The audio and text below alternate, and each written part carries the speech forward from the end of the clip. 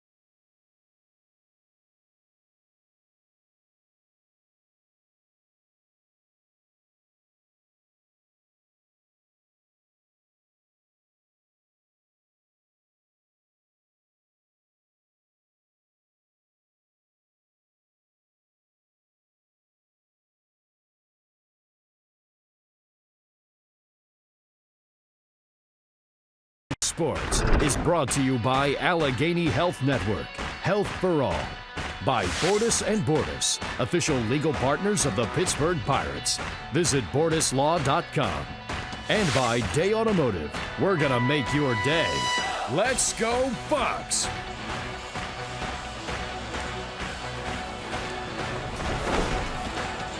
First and only trip into Philadelphia this year for the Pirates.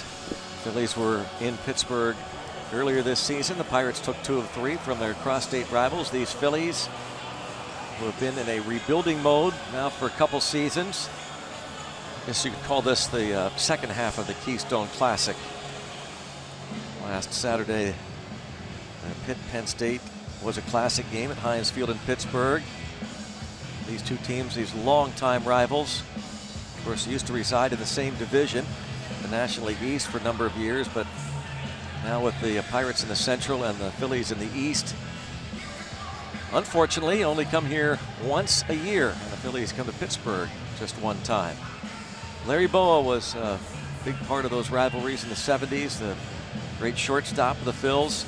He is now bench coach for Pete Mackanin, a one-time Pirates coach and interim skipper. And the Phillies, they've been fairly competitive, though their record at 63-80 for the year. They have made some trades finally over the past season or so to bring in some young talent. And they also picked up the veteran Jeremy Hellickson in a deal over the winter, and he has been one of the real bright spots, John, for this Phillies club. Yeah, I mean, they've pitched okay. You look at their rotation, 3 earned runs or fewer in their last 9 starts. Hellickson, you know, has gone out there taking the ball. He's been a bit of a workhorse. He doesn't overpower you, kind of a command guy. Doesn't strike out a lot of guys. Only averages about 90 miles per hour in his fastball. Has a real good changeup, pretty good curveball as well. But yeah, you know, a guy that, you know, I think every rotation needs a guy that has some experience, that knows how to pitch. And certainly Hellickson, not a guy that's going to overpower you, so he has to know how to pitch and how to work hitters, read bats, get weak contact, not try to overthrow. And, you know, I think he's been very helpful to a relatively young rotation. Phils take the field, and there is Hellickson, a 29-year-old Des Moines, Iowa native. That 10-9 record. And we check out the RAV4 Pirates starting lineup. Adam Frazier will lead off. He's in left field. Starling Marte still bothered by that back issue. Josh Bell is back at first base, in from right. Andrew McCutchen since 2014 against these Phillies. 9 extra base hits and 13 runs driven in. Gregory Polanco returns to his normal right field position with Jung Ho Kang at third. Francisco Cervelli behind the plate. Sean Rodriguez at second. Jordy Mercer, Garrett Cole for the Pirates. And again, Jeremy Hellickson making his 29th start, 166 innings. A lot of long balls, which you'll see here in this small ballpark. Throw strikes, just 39 walks, 138 punch-outs. Opponents hit 252 against him. And again, he's not going to overpower you. You hope to get a pitch up, get a mistake out over the plate, and take advantage. Defensively, Honda defense has Michael Franco at third base. Freddie Galvis is the shortstop. He's been outstanding over there. Cesar Hernandez at second, and Ryan Howard winding down his Phillies career over at first base. Cody Ashe in left, Drupal Cabrera in center, Roman Quinn is in right, and Cameron Rupp behind the plate for the Phils.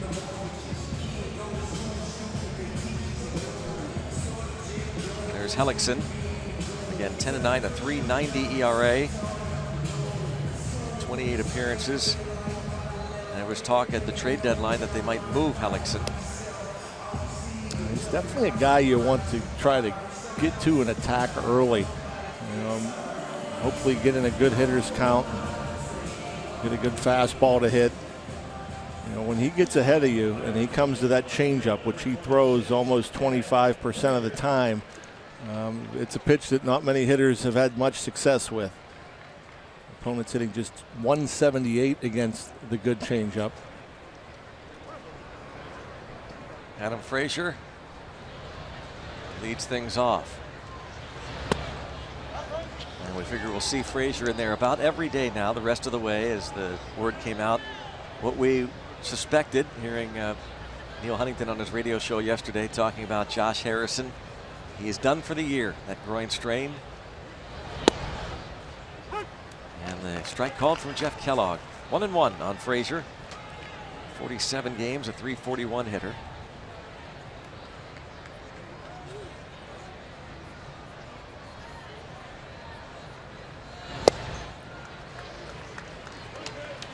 A real shame about Josh. You know, the one guy that comes to play, doesn't take a pitch off, plays hard in the batter's box, on the bases, on defense. But Adam Frazier putting together a nice season this rookie year. Getting an opportunity to play. 2-2. This is the spot he feels most comfortable in, leading off. Did that a lot in the minors. Out of Mississippi State, Adam Frazier. Right side, and Adam Frazier leads off with a base hit. We're talking about Josh Harrison, our Allegheny Health Network injury update regarding Jay Hay.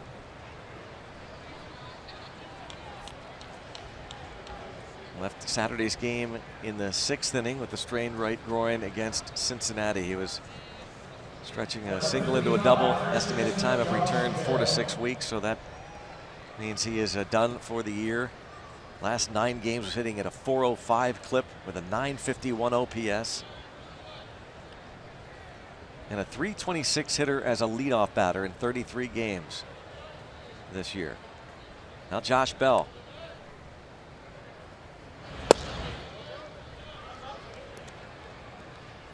Bell's average at 300. Looking at him step in first pitch, not as open as we've seen. We usually see him with that right foot almost touching that white line. Not quite as open with the stance.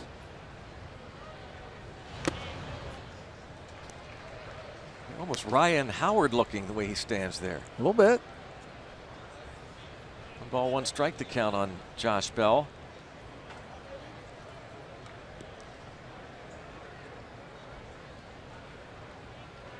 That's exactly what Howard does. We'll have to do that when we see him come to the plate, the way he sticks his bat out like that before the pitcher goes into the stretch. Ryan Howard not starting every day. Pete McCannon, the Phillies skipper, kind of picking his spots. Just a few weeks left in Howard's career with the Phillies. Frazier leaning, looking as though he wanted to go. 2 balls, 1 strike.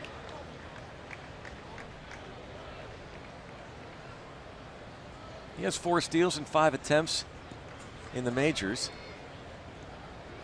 Dean Traynor, who's with the club now, the manager at AAA Indianapolis, had instructed him early this season to be very aggressive on the bases, and Frazier was at AAA. Didn't have a ton of success, but learned a lot. That's the only way I think you really can learn as a base stealer is, you know, especially you're going to learn more when you get caught stealing than you are when you're going to be successful. You're going to realize, oh, what's a good jump, what's good enough, what's not good enough, when to break down, when to keep going. He's creeping. Oh man, he wanted to go, and that would have been a nice spot to go, but he shut it down. See him creeping. Just decided not to. Got a pretty big lead there too.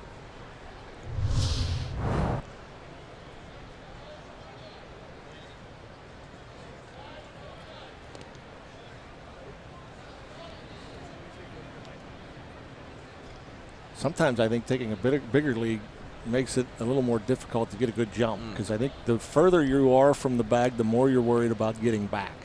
If you take a normal lead or a shorter lead, you're not worried about getting picked off. See Bell kind of inside out it, and look at Freddie Galvis. Pretty play to get the force at second. Yeah, they're talking about Galvis here, saying about the year he's having. Defensively, they think he has been excellent. Just 6 errors on the year, playing every day. Rangy. Steady. So Bell aboard for Andrew McCutchen.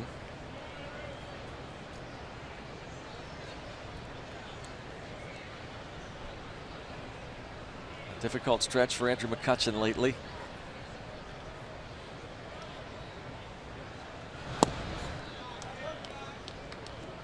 Ball 1. McCutchen's average dipping now to .247. A forgettable homestand for the Pirates. I had really hoped that they were going to make up some ground, but after that 4-game sweep in Milwaukee on the most recent trip, they go to Chicago's Wrigley Field, get swept, and that allowed Bell to go to second base. Cameron Rupp not able to keep that ball close.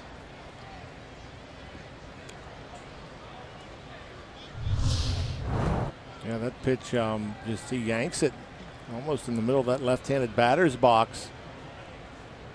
Rupp not quick enough to the backhand, keep that ball from going to the backstop.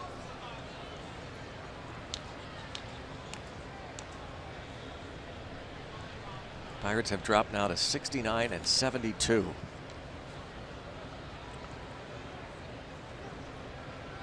Andrew McCutchen with only 3 hits in his last 23 at bats. It's a 130 average. What's kind of alarming is the Pirates actually with a slightly better road record than home record now. Yeah. It's very un-Pirate-like. Yeah, 1 under on the road, 2 under at home.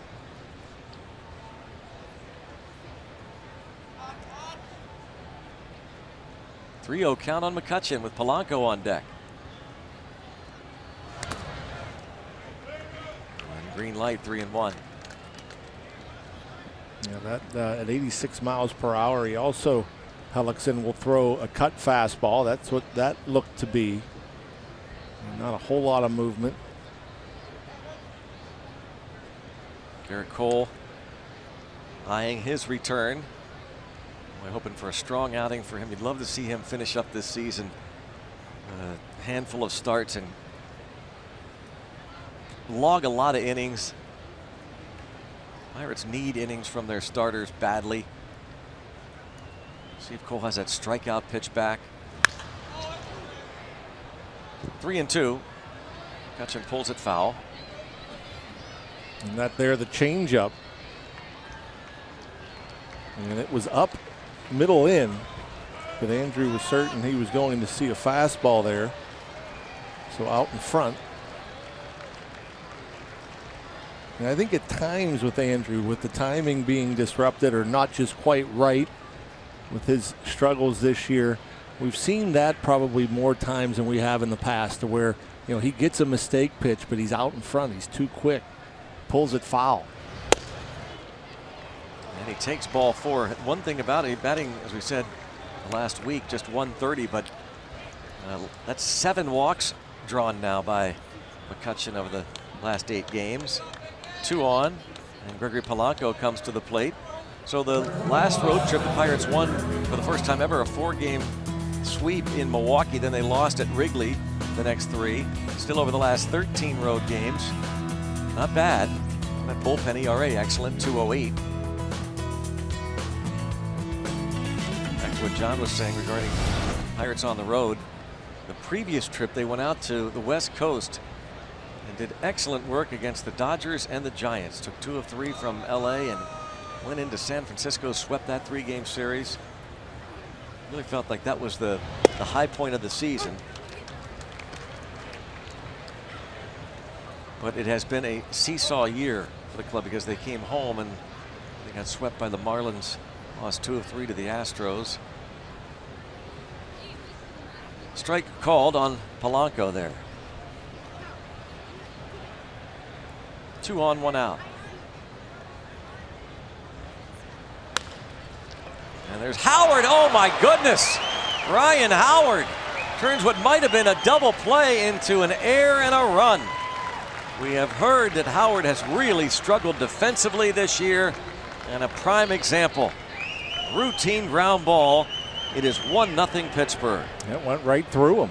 You know, a ball that Gregory Polanco was a little out in front of, and he hits it in just a 2-hopper, and went right through him.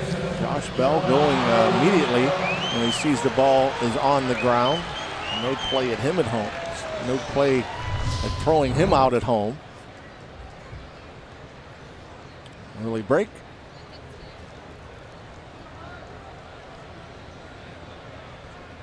There's the man of the hour or the man of the week.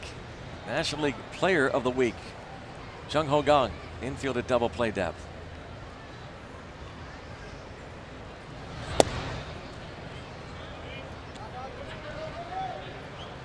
Rivers Casino tips to win. Well, let's get some runners on for Kang. Good start here. Nice little break from Ryan Howard on the board already. He's been hot. You want him up there with runners on base. And let's jump back on the Cole train. Garrett Cole back, looking for him to return to form.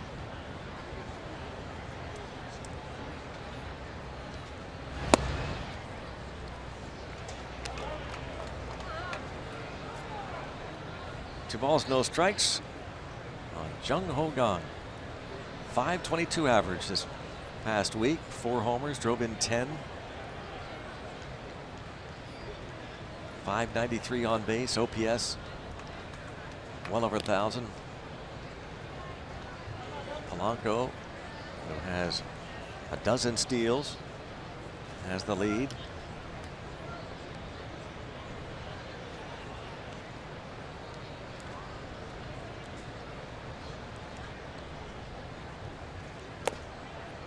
And being very careful with Jung Ho Kang. I'm sure the Phillies know how hot he has been, and he is the one guy they don't want to see up there with runners on base.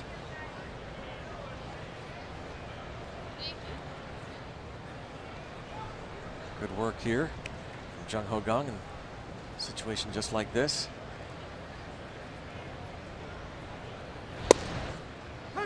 And you see there, even with a 3-0 count, Hellickson not giving in to Jung Ho, throws a changeup in there. And gets the strike call right on the inside corner.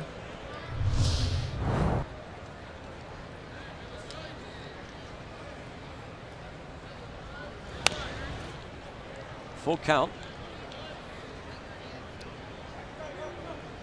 Sitting on 51 runs batted in right now, Jung Ho Kang. With McCutcheon on at third, walked. Polanco hit the ground ball. Fielder's choice E3, Howard's 11th error.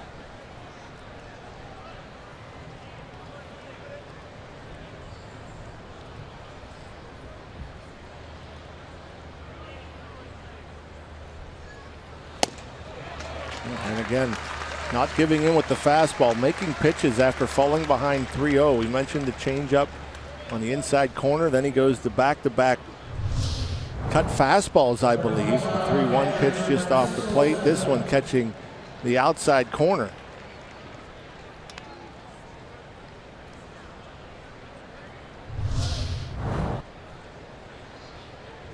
Now the batter, Francisco Cervelli. With 2 down.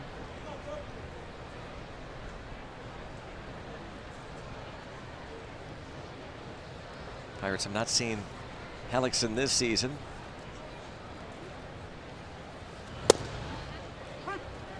And Jeff Kellogg behind the dish calls the strike. Already Francisco unhappy with the strike call. As you see, just catching the inside edge. Kellogg, the crew chief. John Tempane at first, Alan Porter at second, Gabe Morales at third.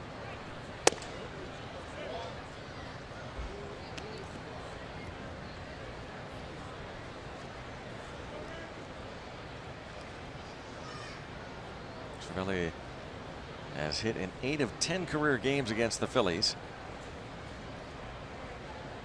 Hellickson made a couple of starts last year against the Bucks, including August 17th at PNC Park.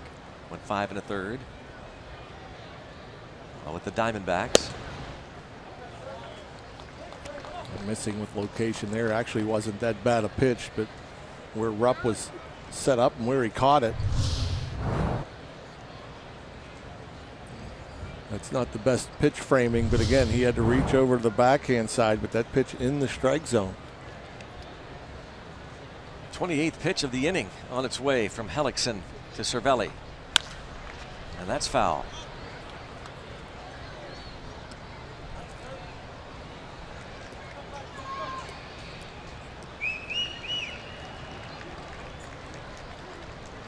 Nice hair. Bob McClure, pitching coach for the Phils. Hellickson last 3 starts is 0-3 with an ERA of 6.75. 5 days ago in Miami, went 6 innings, gave up 4 runs, 3 earned on 9 hits. Here's Galvis for the final out. Pirates get a gift run. They'll take it.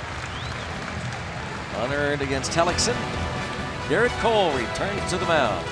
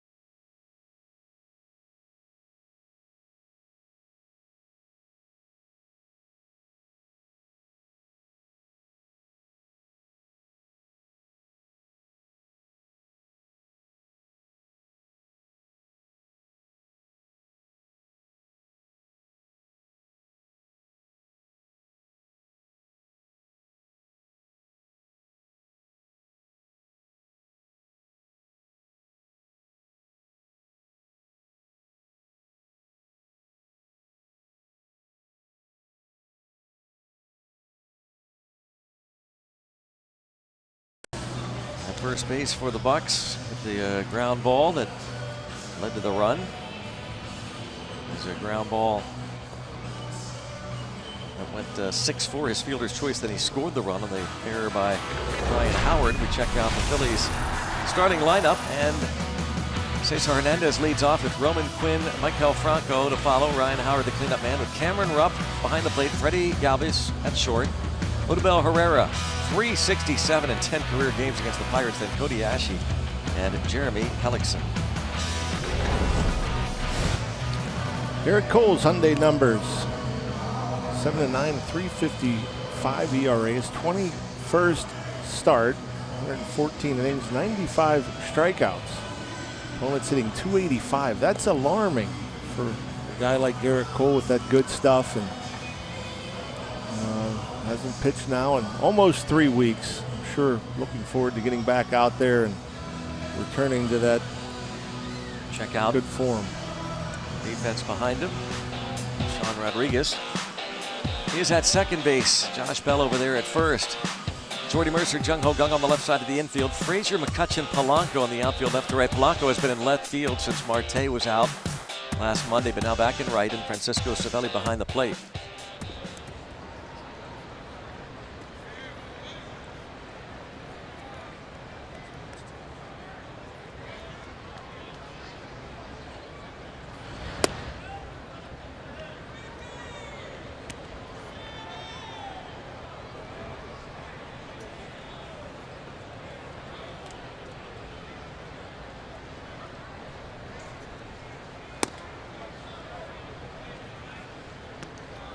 Missing with a couple pitches early in this game, and you have to wonder, like with Garrett Cole, it'll take him, maybe an inning or two to get comfortable, to get back on track.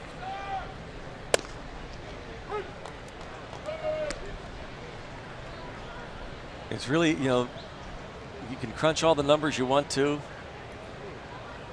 but there's just no way of knowing the impact that Cole not being Cole this year had on this Pirates team.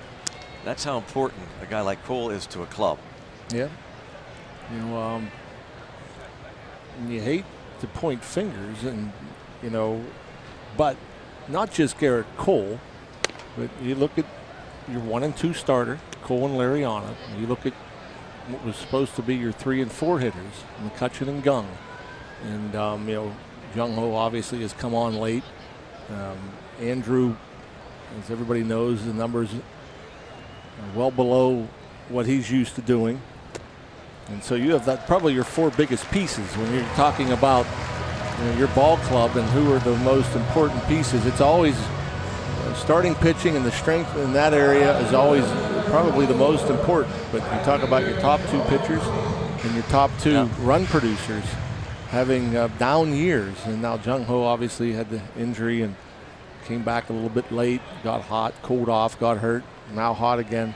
But you count on those big numbers from those 4 players, and just not the same as a year ago. Cole walks Hernandez to begin the ball game here in the bottom of the first. Hernandez has 17 steals, caught 10 times, and the Pirates continue to play this first baseman off the bag. Josh Bell dancing back and forth. Glenn Hurdle was asked about that recently, whether Bell, with his inexperience at first base, any reservations at all? Nope. He's a good athlete, can handle it. Roman Quinn, up from Double-A Reading, made his major league debut on Sunday, was 0 for 3 with a walk. And there goes the runner, taken for a ball. And bang, bang, and Cervelli throws out Cesar Hernandez with a strike to Mercer. Hernandez says no way. So we'll wait, see if Phillies want to challenge.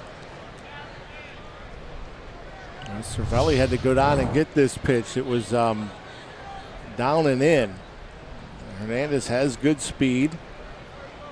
And looky there. I mean, that throw, and we see this more and more from catchers where they're not throwing the ball to the bag as much as they're throwing it to the first base side of the bag, to where that throw goes into the runner. And ball goes into Mercer's glove, and almost immediately the glove goes into Hernandez.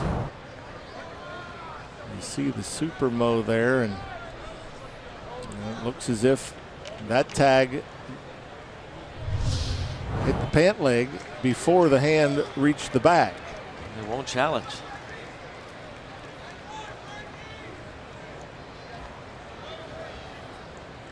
Francisco Cervelli throws out Hernandez. 2-0 count on Quinn.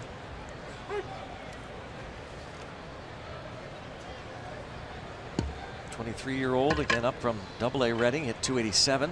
The Reading Phils. Tremendous speed.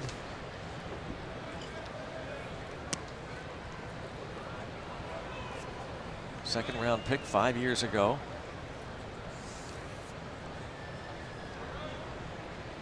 Chung Ho Kang over at the edge of the grass. And another walk. Neil Huntington said that they talked about the possibility of Cole throwing a rehab game. The Pirates had 2 teams still in the playoffs, Double-A Altoona and High A ball, the Bradenton Marauders. But he said, first of all, we couldn't guarantee that if we planned a start that they'd still be in it. Those are kind of shorter series, and in fact Altoona was eliminated yesterday. And the other thing is that Cole felt he really didn't need a rehab. Michael Franco hitting .247.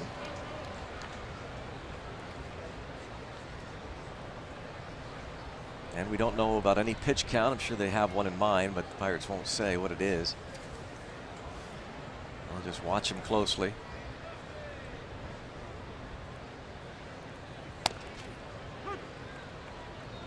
No 1-2.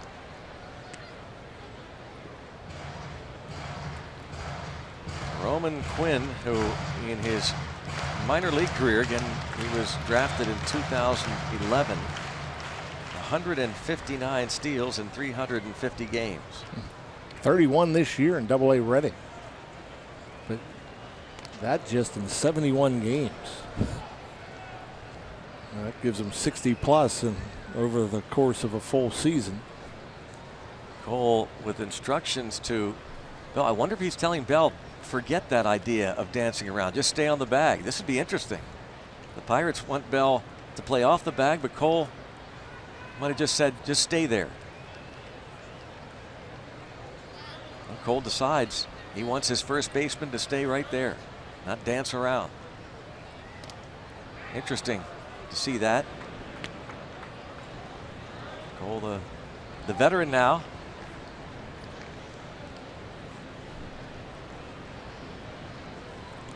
And typically, a right-handed pitcher, they don't even see that area. You know, they stand there and they're usually told when to throw over, when to pitch out, when to hold. But, you know, it looks like they're looking over their shoulder over there, but very few of them actually can see the runner. They may be able to see, you know, maybe a blur of the first baseman, but there's very few of them that are looking over there and actually can see behind them.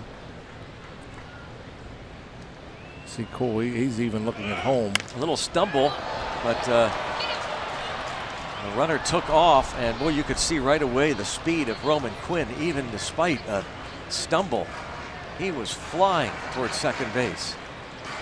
Our first chance to see him. It's Billy Hamilton-like. Yeah. Normally a guy slips, he shuts it down.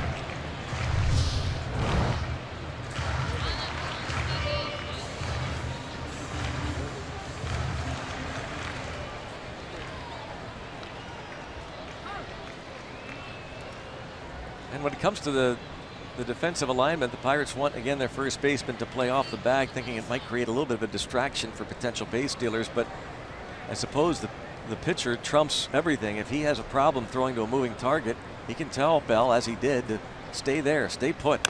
Don't dance around. And Cole trying to put away Michael Franco. 1 ball and 2 strikes.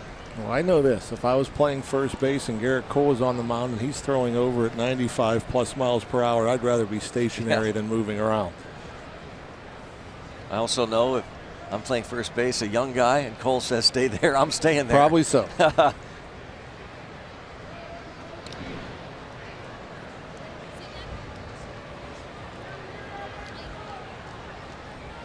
Roman Quinn, as John said, 31 steals at Double-A.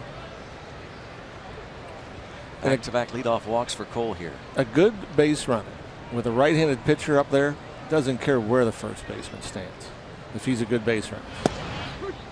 And strike 3, and Franco knew it. A 2 away. Yeah, nothing fancy there. Just a fastball that Franco can't pull the trigger on. 96. Ryan Howard, a 36-year-old veteran, winding down his Phillies career. Talked a little bit about how Bell looks a little like Howard in that stance, John. Yeah, you see where they sit down, like with the feet, the stance, everything but the hands. A little more angle on the bat for Howard, where Josh Bell has the bat a little more parallel to the ground.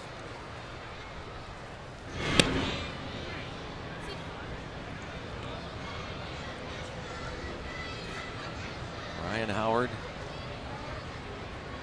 at 314 in August. Here's this again, that point that we saw Bell do. They're similar. A bat out. There goes the runner again. From his knees, Cervelli's throw. Oh, that would have been close. Yeah. Mercer can't hang on. First big league steal for Roman Quinn.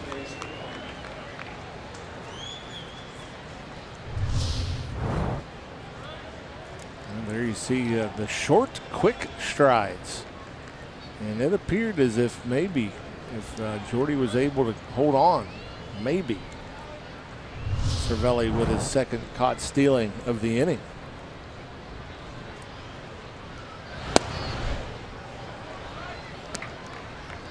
And there was a time, if you were on first base with 2 outs and Ryan Howard is at the plate, you weren't allowed to steal. Right. That is true. Not too long ago.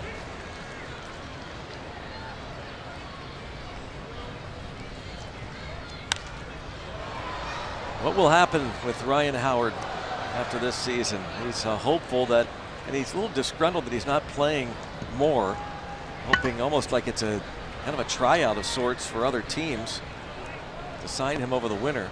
The 2006 National League's most valuable player, the Rookie of the Year in 2005, and yep, he was a huge part of that 2008 championship team.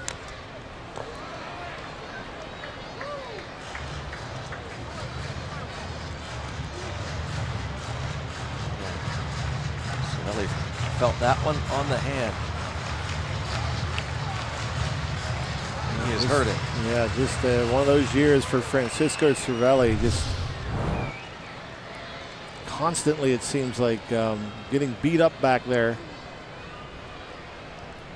It almost looked like it got a piece of maybe the palm of his left hand.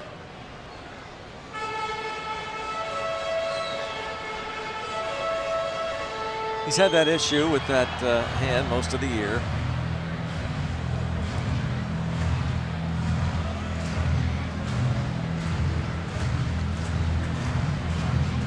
And the only thing that's really going to heal it is an off season. Yep, rest. Yep.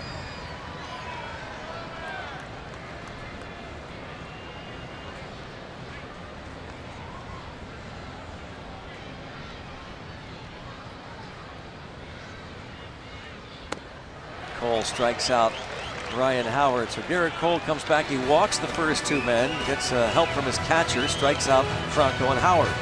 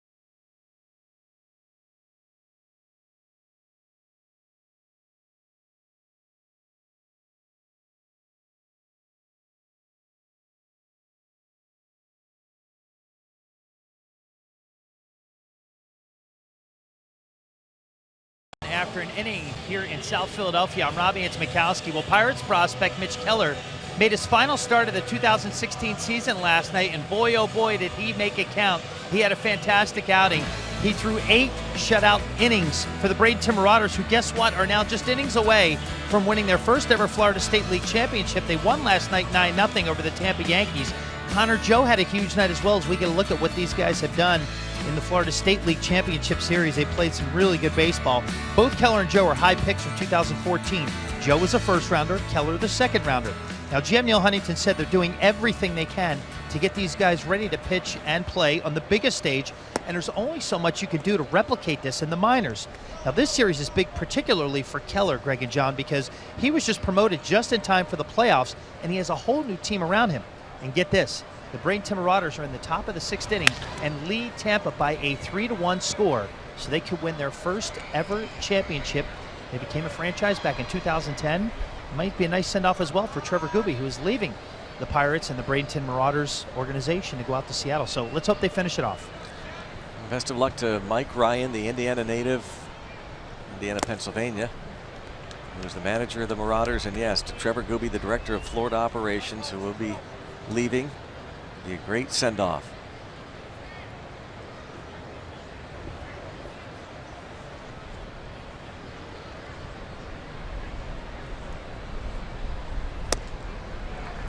John Rodriguez down on strikes. Garrett Cole getting ready to bat.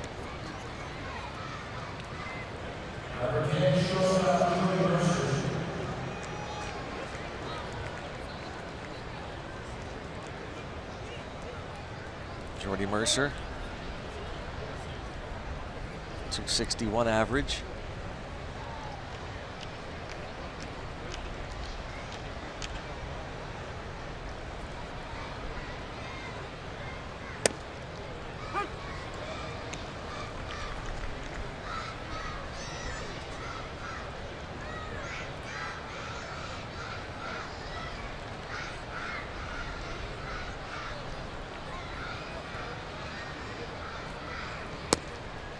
On a strike on Jordy Mercer, a couple of strikeouts for Jeremy Hellickson.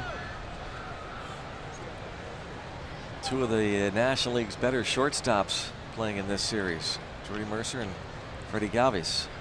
John, you're looking at some numbers before the game about the number of opportunities that he's had, Jordy Mercer. Yeah, I mean, I think you've got to start thinking or talking about it, at least promoting Jordy Mercer as far as perhaps a Gold Glove. As Jordy, with as many chances as anybody in the National League, he's tied with Brandon Crawford of the Giants for chances at short. Jordy with just 7 errors in 135 games. Now the Phillies here, they'll tout Freddie Galvis, who has fewer chances, slightly higher fielding percentage. He only has made 6, one less than Jordy.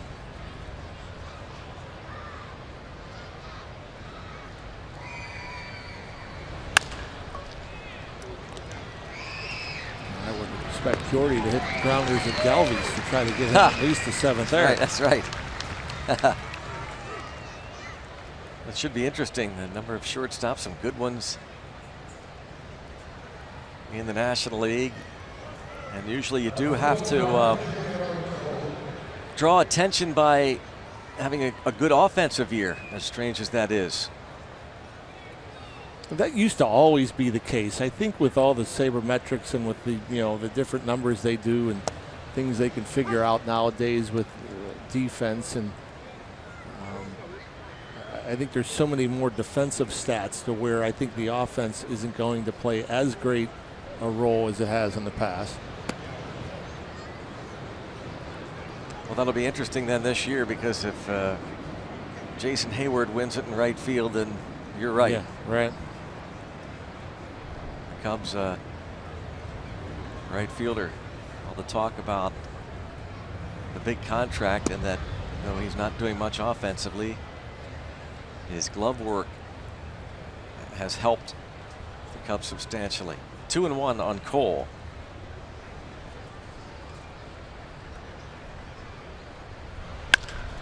And Garrett Cole contributes with a solid single to center. I'll tell you what, that's a pretty good at bat. He took a couple of borderline curveballs, and then he gets a fastball and takes it right back up the middle. Good at bat. Short swing, put it in play.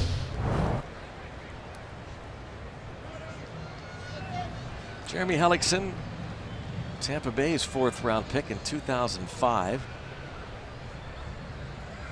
November of 2014, dealt to the Diamondbacks for a couple of minor leaguers.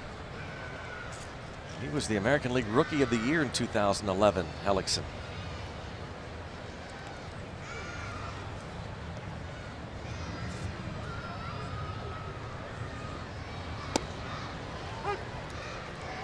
Frazier single to start the ball game.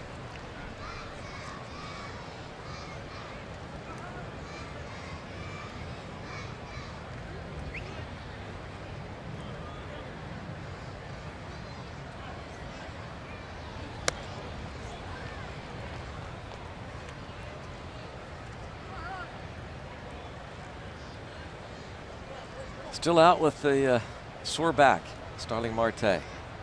Seated next to Ivan Nova, who will start tomorrow night. H.K. Kim, one of the translators in the dugout next to Marte. 2-1.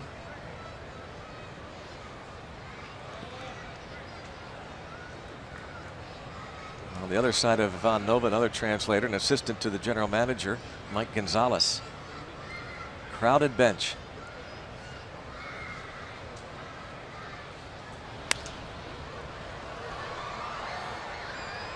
Two and two on Frazier.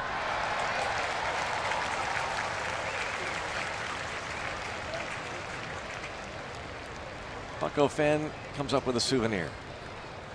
Man, wasn't it something? I don't know how many straight years they had here were sellouts. Yeah. Incredible. Yeah. To see this place. It really is. Kind of saw it the last couple of years.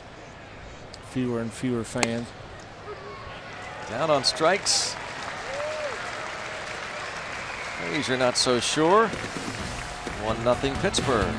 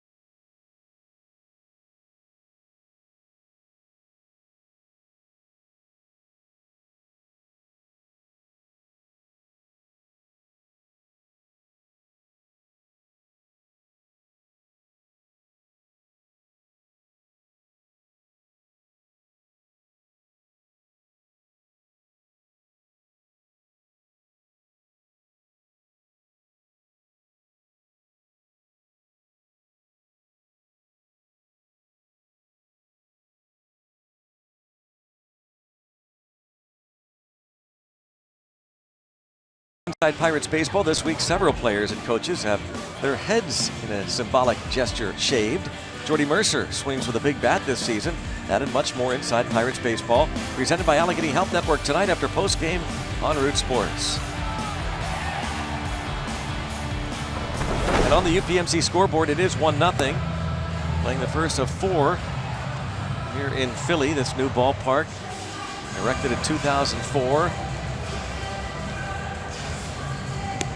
Phils were in Pittsburgh earlier this summer, and the Pirates took 2 of 3.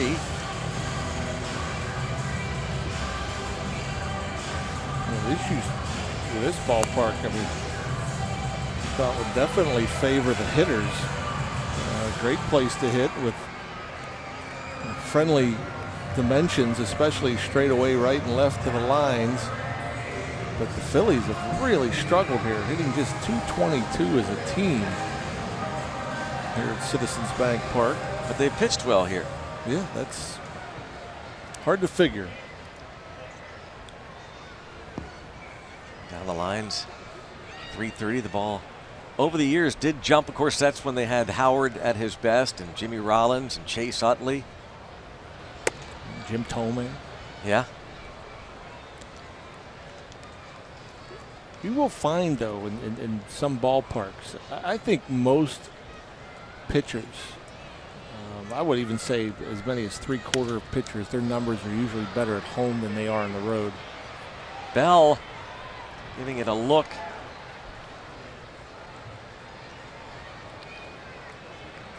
One and one on Cameron Rupp. As he's going over, he sees that railing. Hard to say if he could have got around that little corner there and got over to the seat area, but easier said than done when you're looking up in the air and you get one little peek down to see where you're at.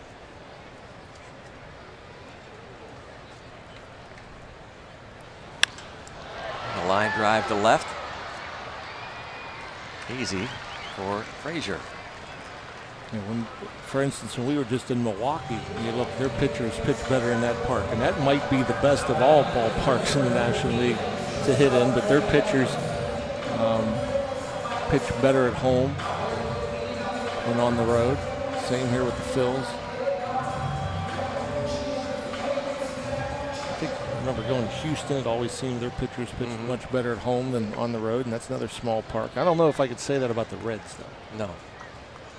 That's a tough call. Which park is better to hit in? What more favors the hitter? Yeah. Cincinnati or Milwaukee? Pirates will be going to Milwaukee on this trip after this series. They head to Cincy for 4. Get a look at that ballpark one last time this year. And then there's a line drive by Galvis toward the wall and gone. Freddie Galvis, his 18th, ties it at 1.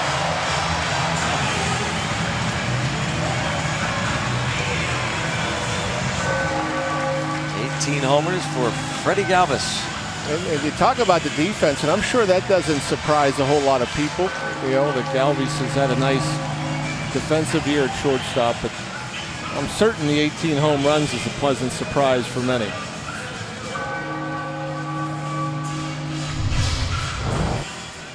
Like a fastball down.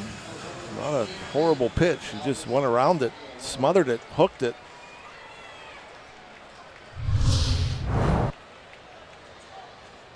Odubel Herrera toward left.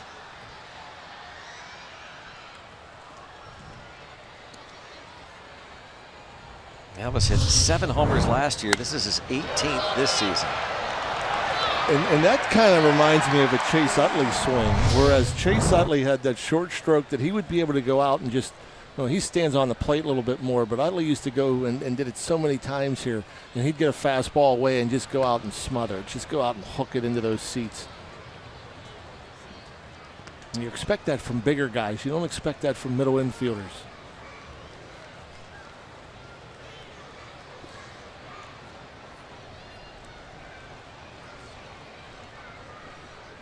Chase Utley now with the Dodgers.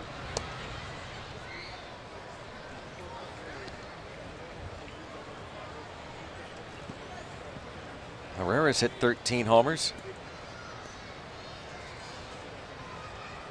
in his second season with the Phillies, a Rule 5 draft pick from the Texas Rangers organization. And a shot to center.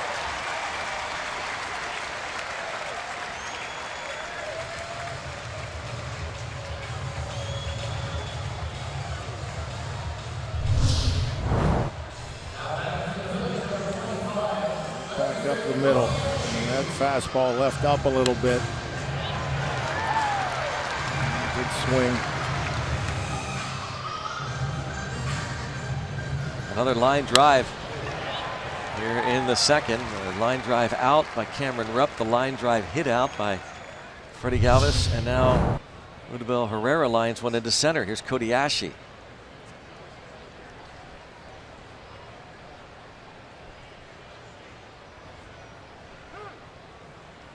If you're going out on, you know, I guess your longest road trip of the year, and you're a hitter, you got Philly, Cincy, Milwaukee. Again, 3 great hitters' ballparks. Now, which, if you could trade cores for one of those 3, which one do you trade for? As far as like the ultimate hitters' road trip. You've got to take one of those cities out and substitute Coors. Coors is now one of the 3 cities. You're going to. It just always seems like this one, this ballpark. Again, maybe it has something to do with having watched these games with those big bombers over the years, but I'd hate to give up this ballpark. This pitch gets away, and from the Pirates' standpoint, they don't seem to have the type of offensive numbers at Milwaukee like they should. I mean, that's why they haven't won as many games. So I'll take Milwaukee out of the mix. I'd take this one out of the mix. See that ball getting by Francisco. Another runner in scoring position here.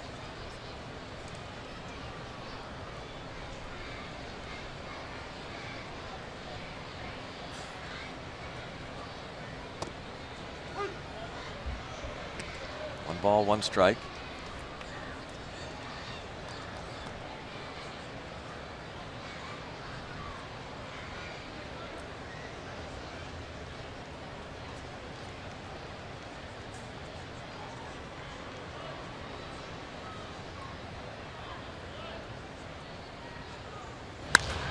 There's a line drive hit deep. Polanco not able to get a good handle on it, and it's a 2-1 Philadelphia lead, and 4 straight line drives off of Cole here in the second.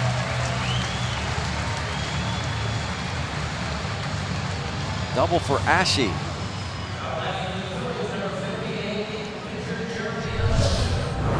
Yeah, another time that they just see. I think that was a changeup that Ashe went out and hooked out there, right on the button. And missed a couple of feet. Getting into the seats.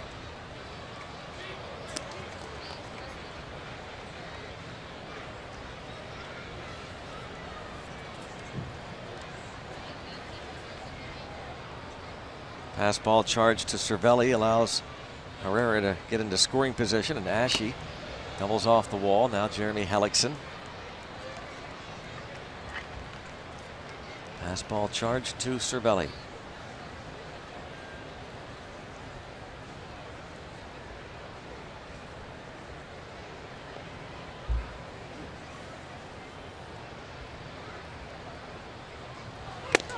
It looks like it sounded like it actually clipped him. Sounded like we heard a double click, but perhaps not. 2-1. Pitchers aren't used to being pitched tight. That ball, with the movement, the run, just missing. It looked like the front thigh.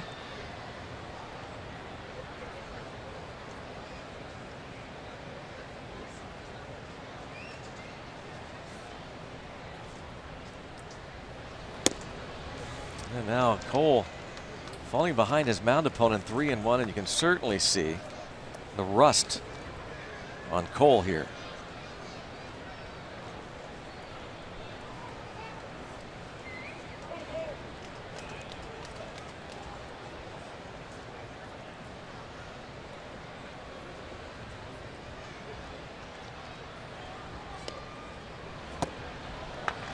Walks the pitcher.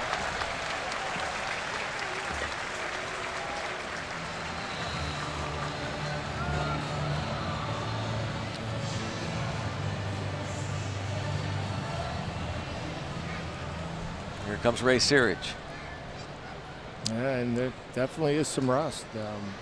Command just not where Garrett Cole is used to, and who knows, Ray Searage may have seen something in the delivery, maybe try to iron it out, just get consistent with it.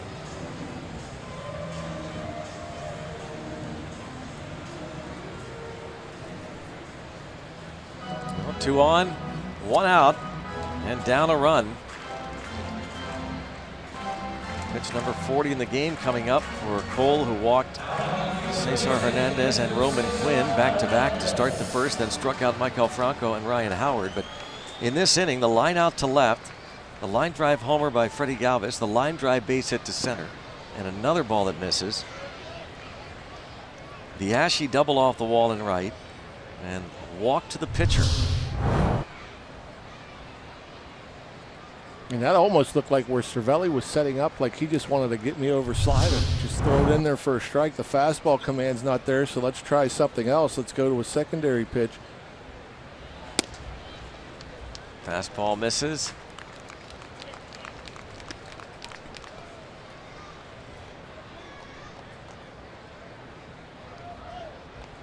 Quite a few of these pitches, Garrett Cole missing on his glove side. And usually, you know, if a pitcher's trying to overthrow or do too much, you might miss on the arm side. You might miss away to a left-handed hitter.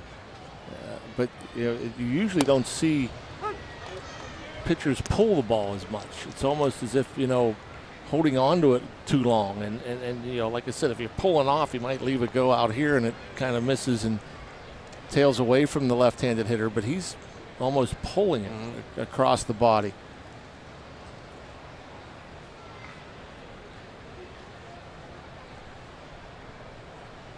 Two and one out. 3-1.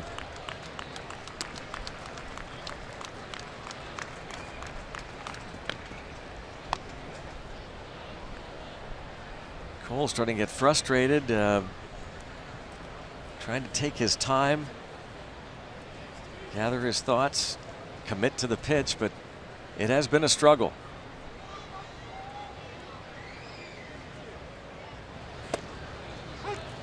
Gets a call from Jeff Kellogg.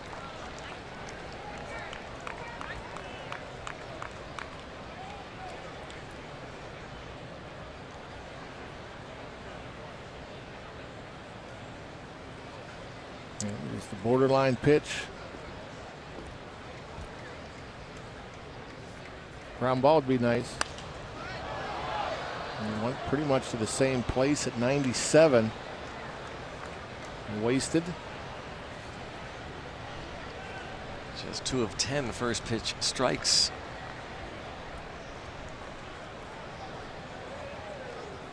And I'm sure on the bullpen phone. Yeah, already. And you know, like hitters, they go up there, and at times, like as hot as Jung Ho Kang's been, everything's slow. It seems like he can track the ball and do what he wishes. As that pitch, probably because of where Cervelli's set up, Cole does not get the strike call, but pretty close. But I know, I'm sure pitchers, when they're going good, they can throw it wherever they want to. As you see, that ball catches the bottom of the zone, inside corner. But because of where Cervelli was, catches it outside the body, they rarely get that call. So another walk, the 4th already to the first 10 batters. But I think when pitchers are locked in, they can throw any pitch, anytime, in any location. You know, and that's the only way I can compare it to a hitter being locked in, to where, you know, they're not going to swing at anything out of the zone. They're going to look for a pitch in a certain spot, and they're going to get it, and they're going to hit it. But you know, when hitters struggle, sometimes it's hard to figure out why. And I think that is also the case for pitchers. It's like they just can't find a consistent release point. They can't find the strike zone. They don't know exactly where it's going.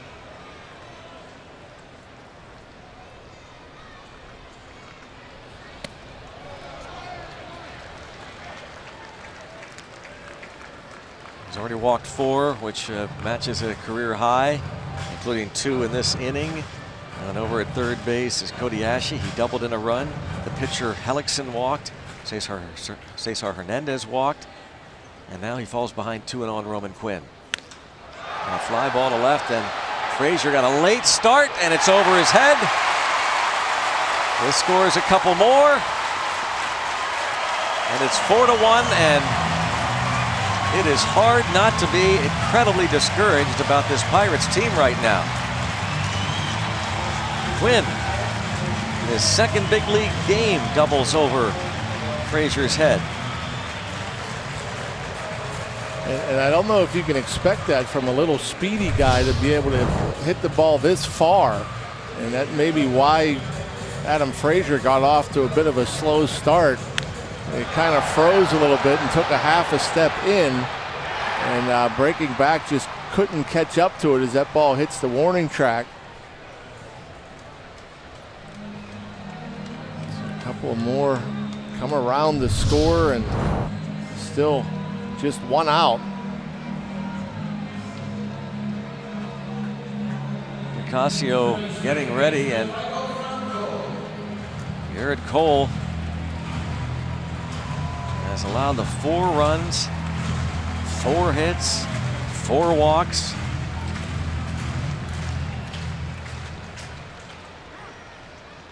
And the balls that have been put in play have not been cheapies.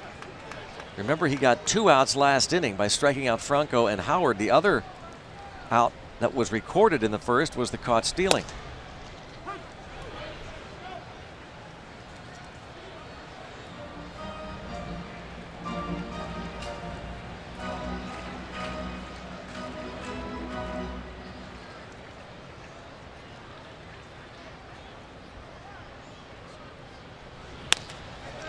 roller to second. A run will score. And even there, already down 4-1. The Pirates play their infield back. And so for Franco, just looking to hit the ball on the ground up the middle, a productive out, brings home the Phillies' 5th run of the inning.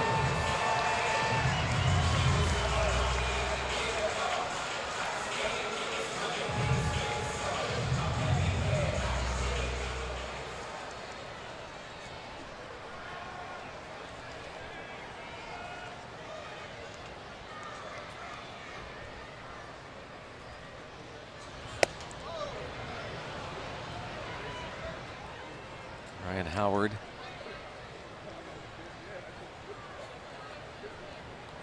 The runner at third base and 2 outs. 74 ribbies for Michael Franco. Brought in Hernandez with Quinn at third.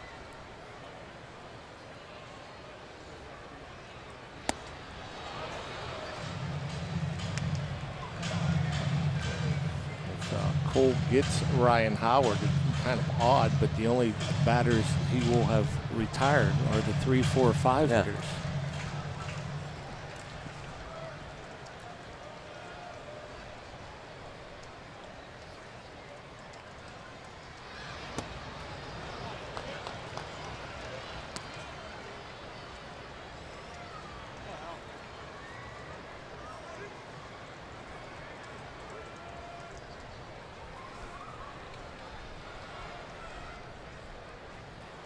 One and two. And he strikes out Ryan Howard. 9 men to the plate. Phillies lead 5-1.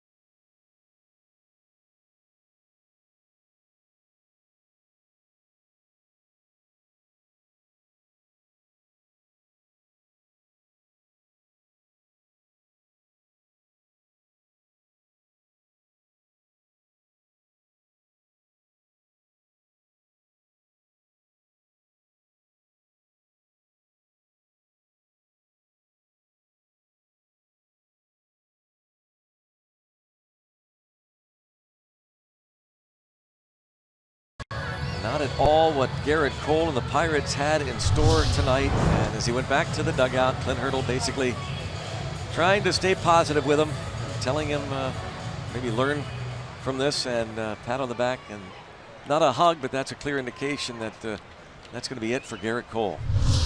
2-inning start.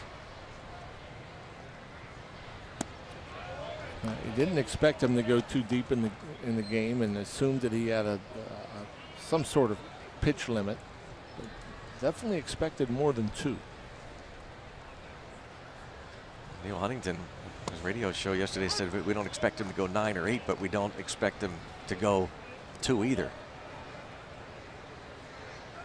So very disappointing for Cole and the Pirates. 1 ball, 1 strike count on Josh Bell. Now the offense going to test this ballpark. Talk about this being one of the better offensive yards in baseball. The Pirates have hit .240 here since 2004. and in 39 games have hit 36 homers. Actually hit 10 more home runs than the Phillies in that time, though the Phillies have hit 25 points better here in their home ballpark against the Bucks.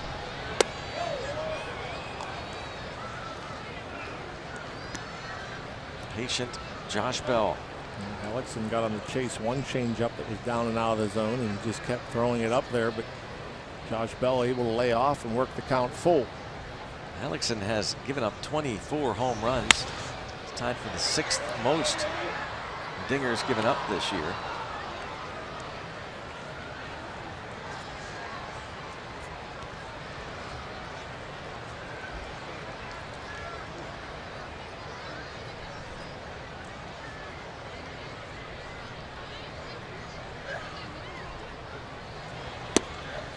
And there is, again, a very impressive young player in Josh Bell, drawing his 15th walk already, short amount of time in the major leagues. And now Andrew McCutchen, who drew a free pass in the first.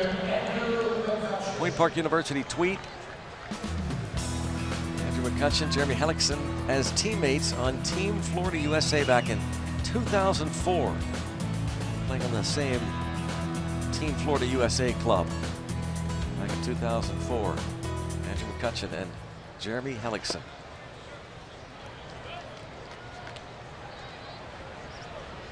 Here they are again.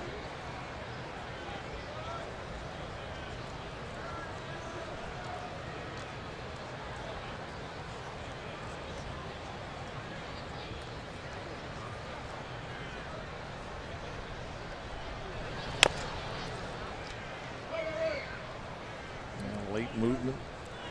That's the one thing when you got a guy like Hellickson that has a good two-seam fastball, runs in on the righties. He's thrown a number of them. More times than not, hard to get in the air. You're going to pull it on the ground or foul it off a foot.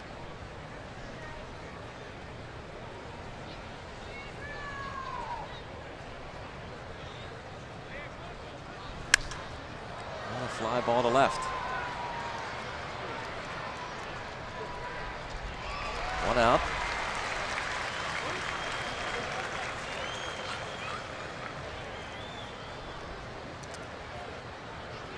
Hellickson gets Andrew McCutchen to fly out. Hellickson, the Rookie of the Year in the American League in 2011 when he went 13-10 with Tampa Bay. His first full season in the minor leagues, in the big leagues, 189 innings, 29 starts.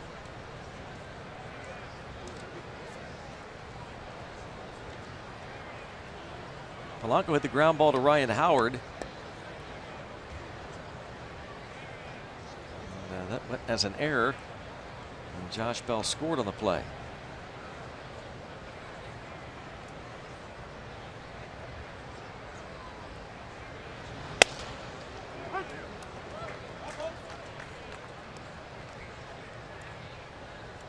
Juan Nicasio going to be coming on.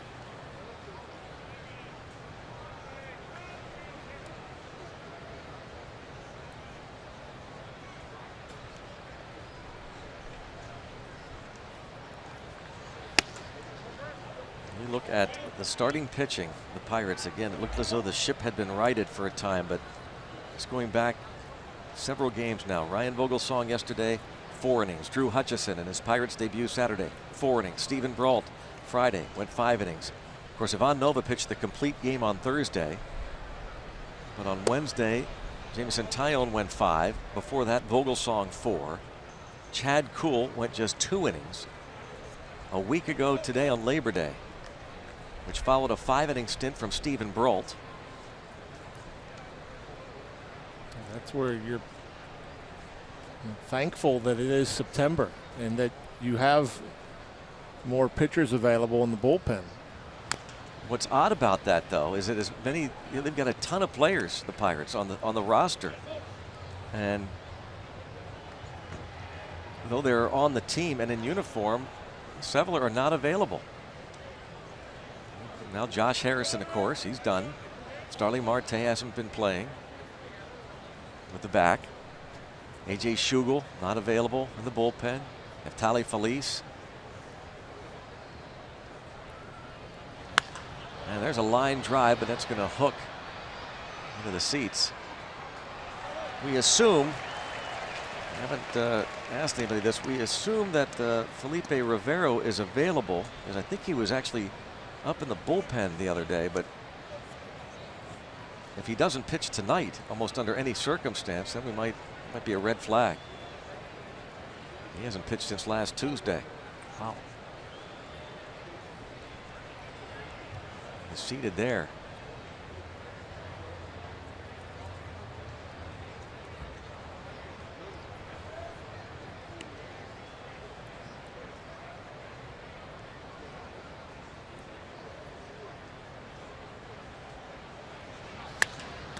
Stabbed by Hellickson, a Gold Glove Award winner not too long ago. Does that look routine? He leads 5-1.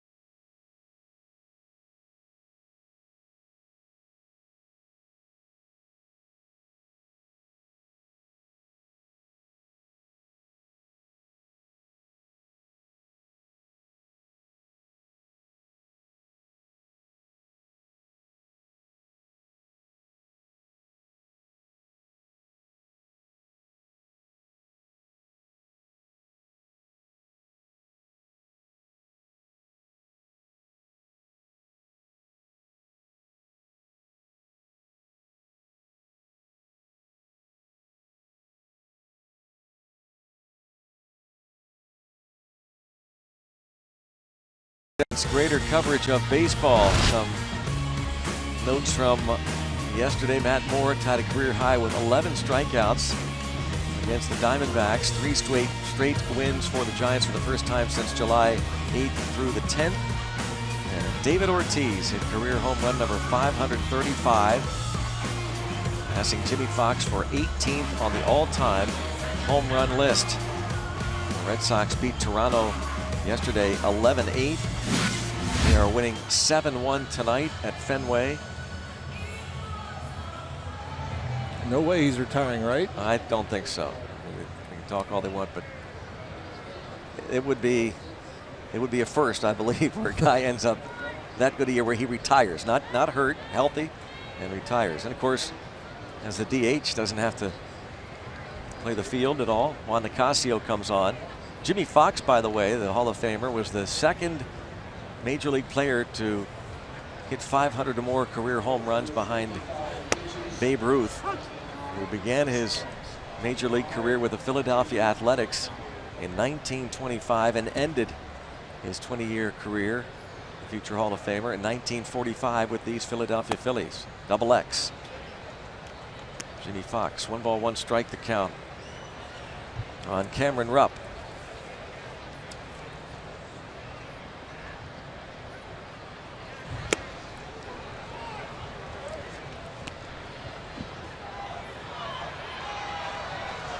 One and 2 the count.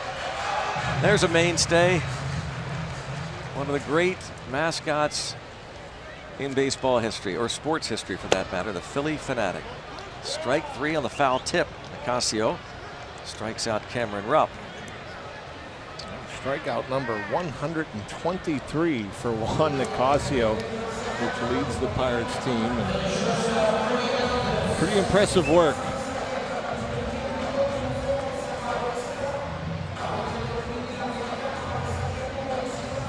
Fanatic is hilarious. He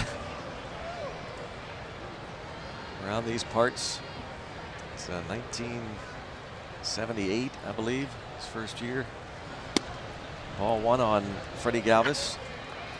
Hard not to laugh at, even just there. Yeah, just walking through the stands and knocking people's hats off, running people over, crawling over them.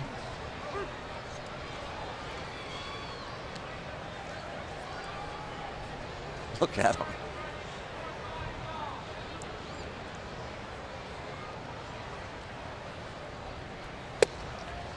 Dave Raymond was the original Philly fanatic, and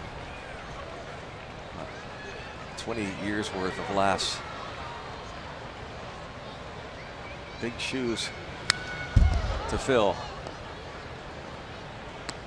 course, we don't name the names now who were in those costumes. 1 ball, 2 strikes to count. They remain anonymous as they're in the costumes. You have to know that. If you were a mascot, you'd know that. You have to know the rules. 1 ball, 2 strikes on Galvis.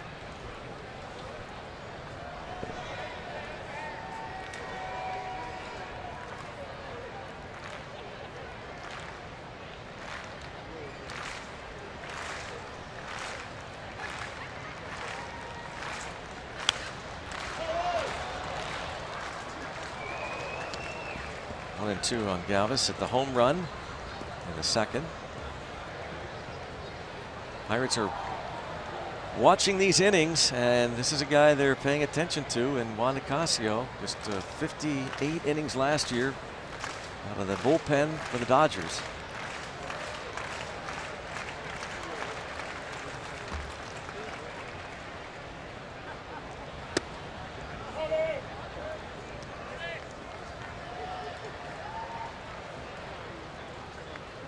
Years with Colorado, the Dodgers last year, and signed with the Pirates over the winter.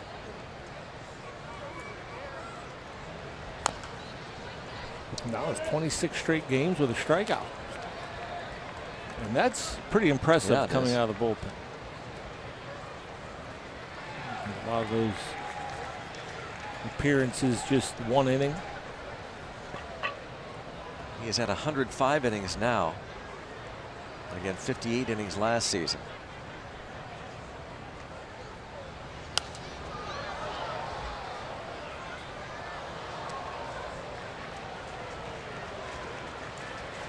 Nine pitch at bat so far for Freddie Galvis.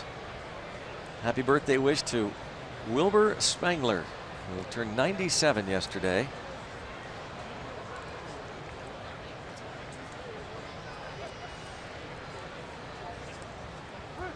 Did I hear you and Bob talking on the bus about, is it Johnny Walk birthday today? One of the Walks. I think Johnny. I thought he said Tom. All right, maybe he did.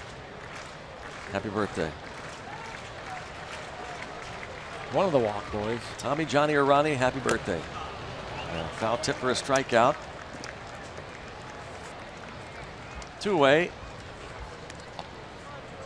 You'll never go hungry sitting in the Sugardale all-you-can-eat seats at PNC Park. Unlimited hot dogs, burgers, soda, ice cream, and more. Tickets start at $45. Find out more at pirates.com/all-you-can-eat. Fanatic, which he never goes hungry. One more homestand. Washington Nationals, Chicago Cubs. Friday the 23rd, 3 with the Nats, and then the Cubs in for 4. Nationals leading the Mets 6-1 in D.C.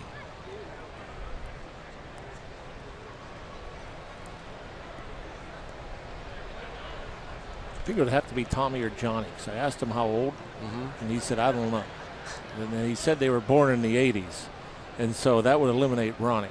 Oh, so it has to be, I would guess, Tom. But Johnny might have been born in the late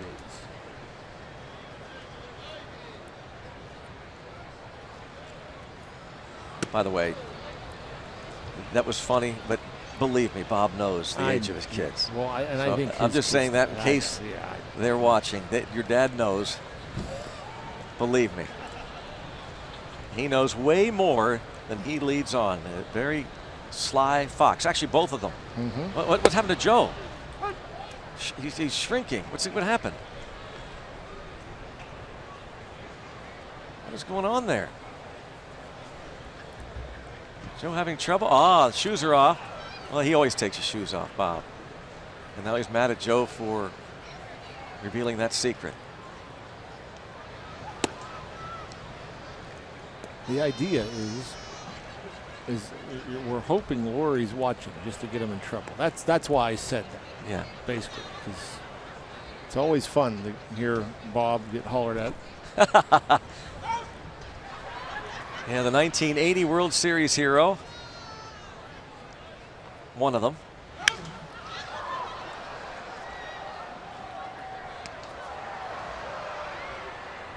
Phillies have gone through that unforgettable National League Championship Series against the Houston Astros. The Phils won the National League East that year in '80, and the Astros won the National League West, and then they went through that incredible championship series, and because they used a bunch of starters, Dallas Green, the manager, had to turn to a rookie in Game 1 against Clint Hurdle's Kansas City Royals. And Bob Walk got the call for Game 1 of the 1980 World Series.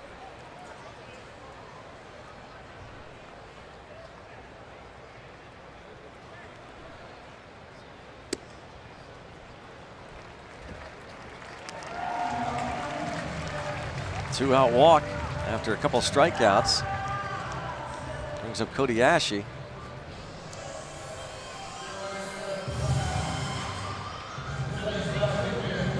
Ashe doubled off the wall and right in the second.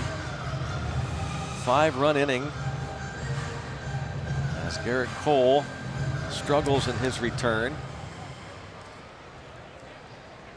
Walking 4 batters.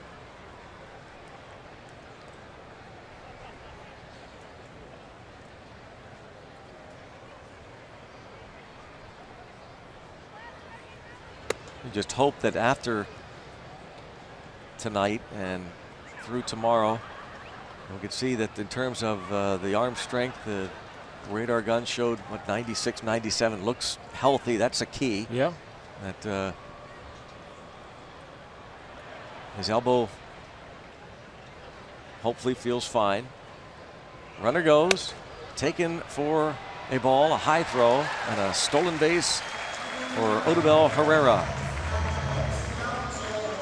You might recall the Phillies ran wild against the Pirates when they were in Pittsburgh after the All-Star break.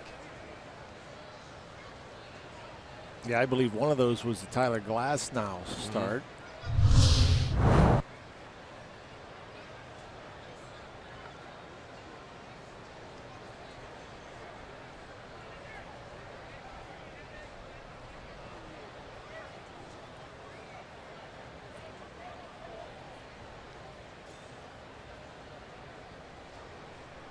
Two outs, 2-0 count. Base hit can give them a 6-1 lead.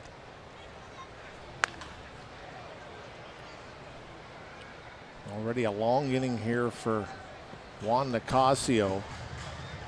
His next pitch will be his 24th. Pirates already with 5 walks.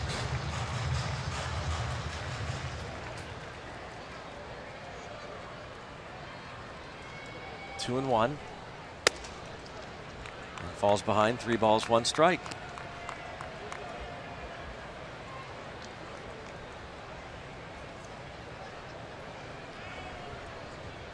Pitcher Jeremy Hellickson walked last inning.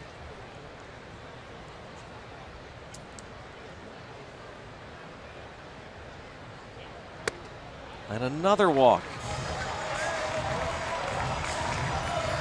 Rob King has this game break back in the studios.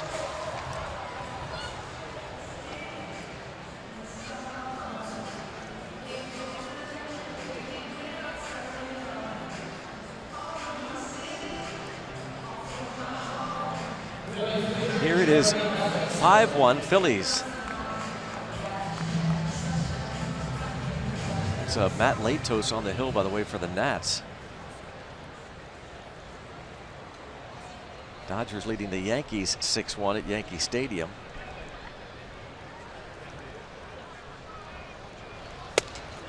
That's a rare occurrence. That has to be pretty neat to have the Dodgers in New York. Yeah. Against the Yanks. Mm-hmm. Interleague play.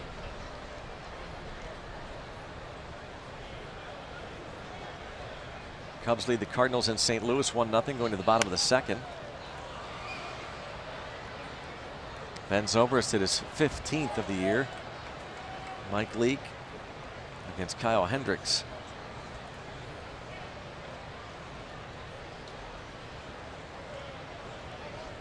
A 1-1 count on the pitcher Hellickson.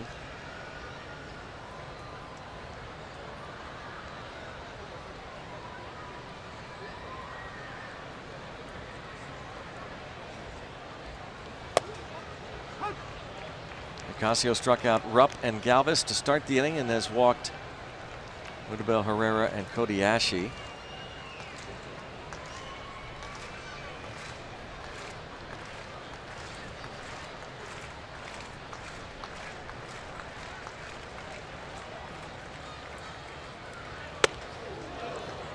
Francisco Cervelli convinced he went. And he's walking toward the dugout as he pointed to John Tumpain, and that's another strikeout for Nicasio. The Phillies up 5-1.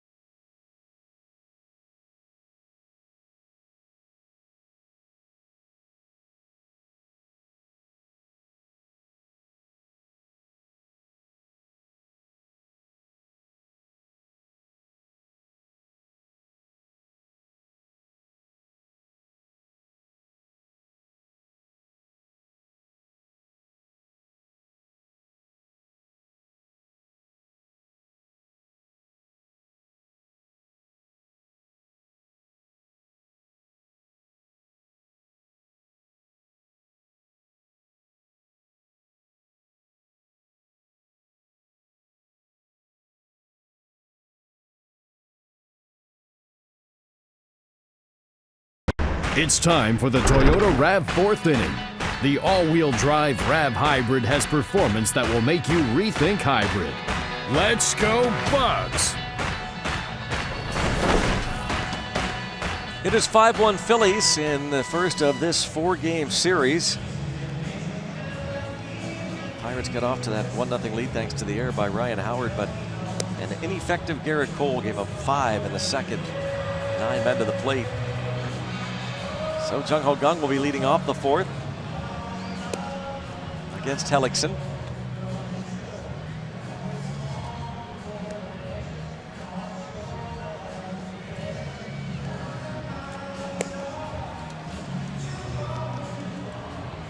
Jung Ho Kang, Francisco Cervelli, Sean Rodriguez.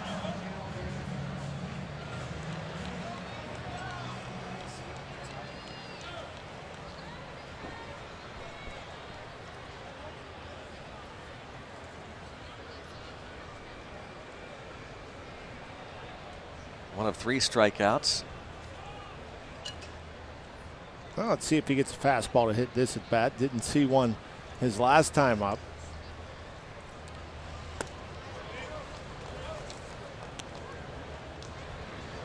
Pirates down by 4. So still early, and in this ballpark, talked about it, and a guy who gives up a lot of home runs coming back is not out of the question here. Look how deep Freddie Galvis is playing. Way over the pole. I mean, that's a lot of room between the second baseman and the shortstop. And I would say it's probably 50-1. The odds are Jung Ho Gung will hit the ball to the left side of second base more so than the right side of second base. I'm kind of confused by the second baseman playing over there. And a stab by Franco. Heck of a play by Maikel Franco.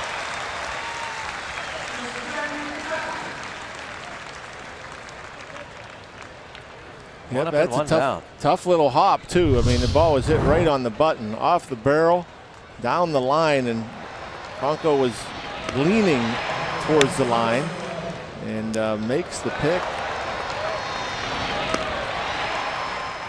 Strong, accurate throw.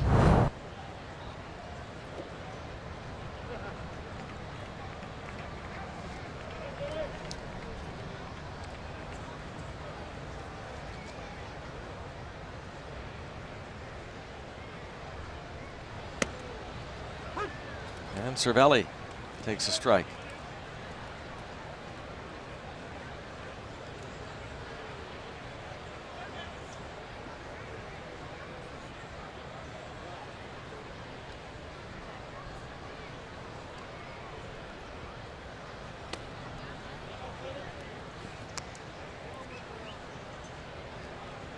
Watching Hellickson here, that changeup, I think he's thrown it more to right-handed batters than left-handed batters. He's thrown it into the righty, away to the righty, and right there even one down the middle to Cervelli.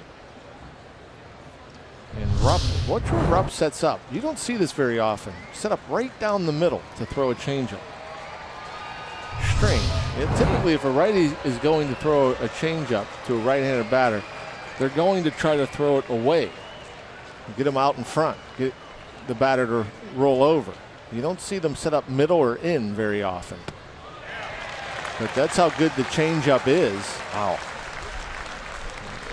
Rupp just wants Hellickson to start it in the strike zone, have it break down and out, and get the chase. Again, down the middle, set up. And you wonder if that's Hellickson saying to his catcher, listen, when I throw this changeup to righties, a lot of times I want you to just set up down the middle. I want to aim it at your glove and have it break out of the zone.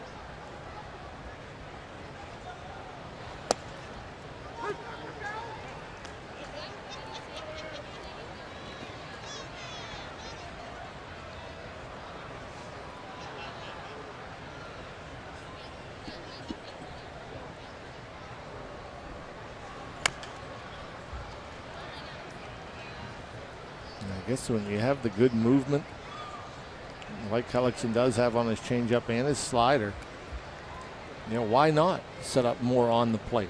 You see certain guys, pitchers especially, that don't have the best command. A lot of times you'll see the catcher still set up on the outside edge, the inside edge, set up off the plate in, off the plate away. Why not set up more towards the middle? Strike 3 called on Sean Rodriguez. Number 5 for Jeremy Hellickson.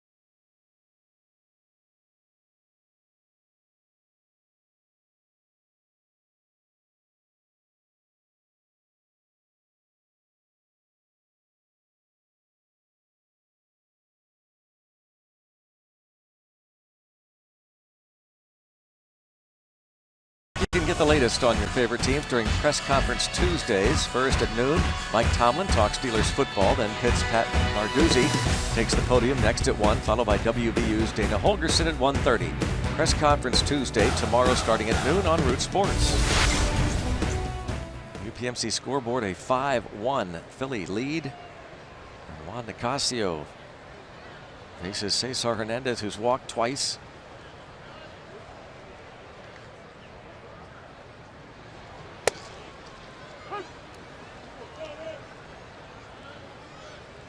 Look at this. Very nice. Of course, we shouldn't be surprised. We see those all over the place. Well, that's Ronnie. That's Ronnie. His son. That's Ronnie. He lives here outside of Philly. Well, we didn't have to disclose that. He's still representing.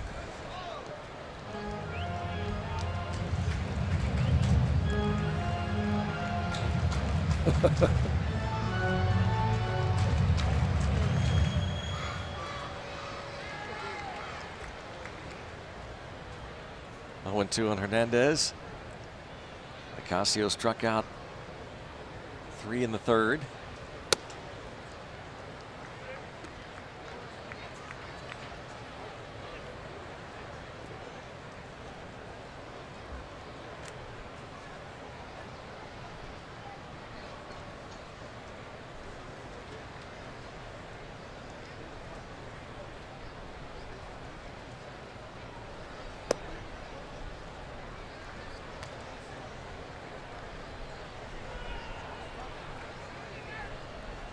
Hernandez a .323 average from the right side, .278 from the left side of the plate. Roman Quinn on deck, 3-2.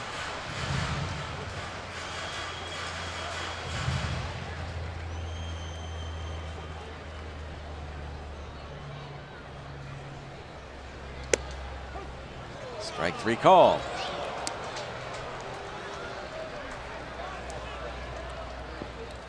Hernandez didn't like it. And let's take a look now at this Bank of America League News alert. Marlins Braves. Braves 5-run third inning. Marlins 5-run fourth.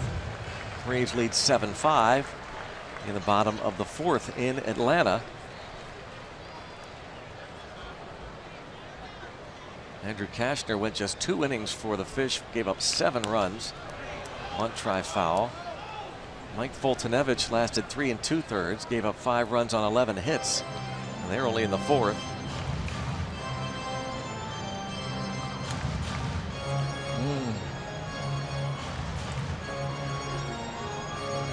Not the Philly cheesesteak, but looks just as good. What do we have here now? Umpires are going to talk. Clint Hurdle maybe asking, did that ball hit him out of the box in fair territory as he tried to bunt for a hit? He does get cooperation. Jeff Kellogg asking for some help.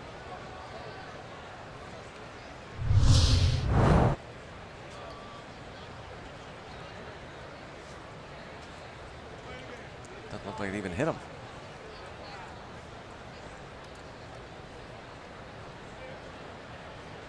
No, just missed that right elbow, it looked like.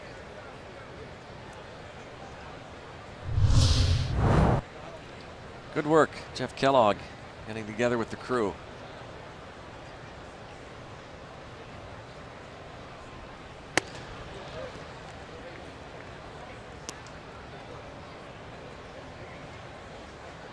'23-year-old Roman Quinn. The Pirates bullpen. Again, there are some relievers out there that are not available. You look at this last 20-game stretch, and the Pirates are having trouble, health issues with these guys. Neil Huntington mentioned that one of the problems is that they're not hurt badly enough that they could be placed on the 60-day disabled list, where you could add a player to the roster. Pop up and 2 outs.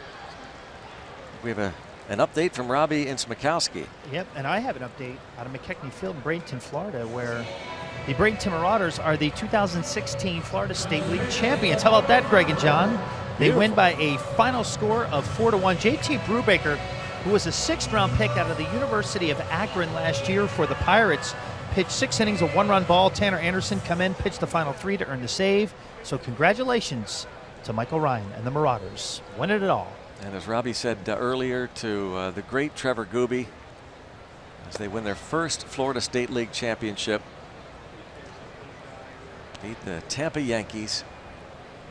That's the high A ball club. Played the first 2 games at McKechnie Field.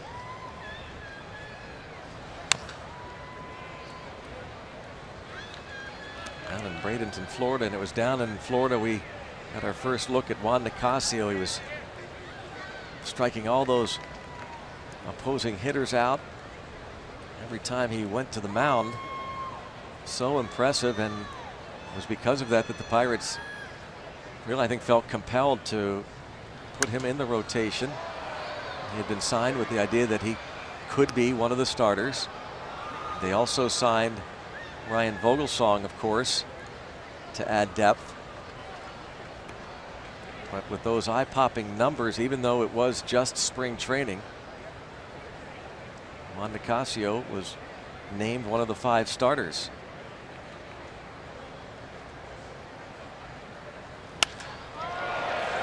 And a base hit to right.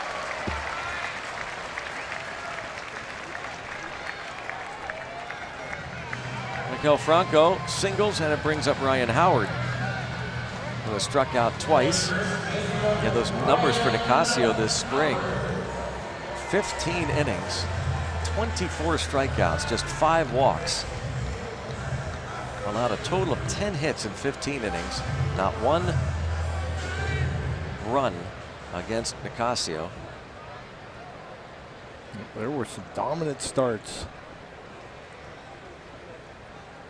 The most impressive in Sarasota against the Orioles. Yeah.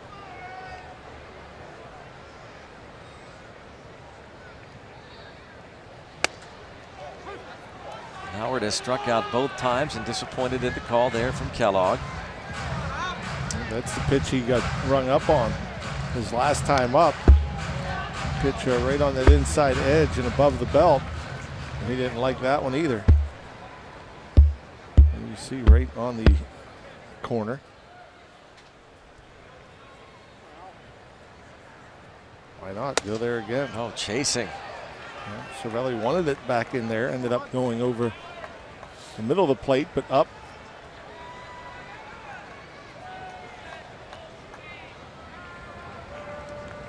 Oh, and 2 on Howard. Batting only .194 with 21 homers and 49 runs batted in.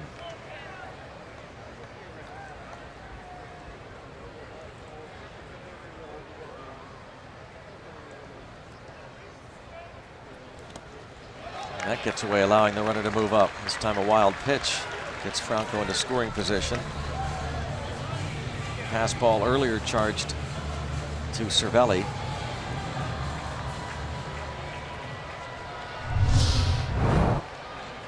Trying to finish him with that slider, tried to bury it, back foot.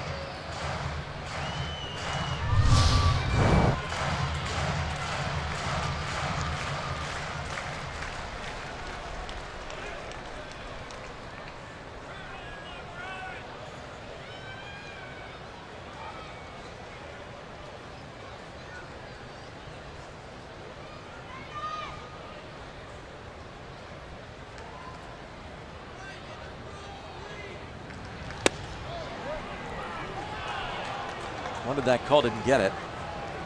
Howard, if the season were to end today at just .194 with 21 home runs, would be the 3rd lowest batting average in a season from a player who hit 20 or more home runs. Dan Uggla, 3 years ago with Atlanta, hit over 20 homers and hit .179.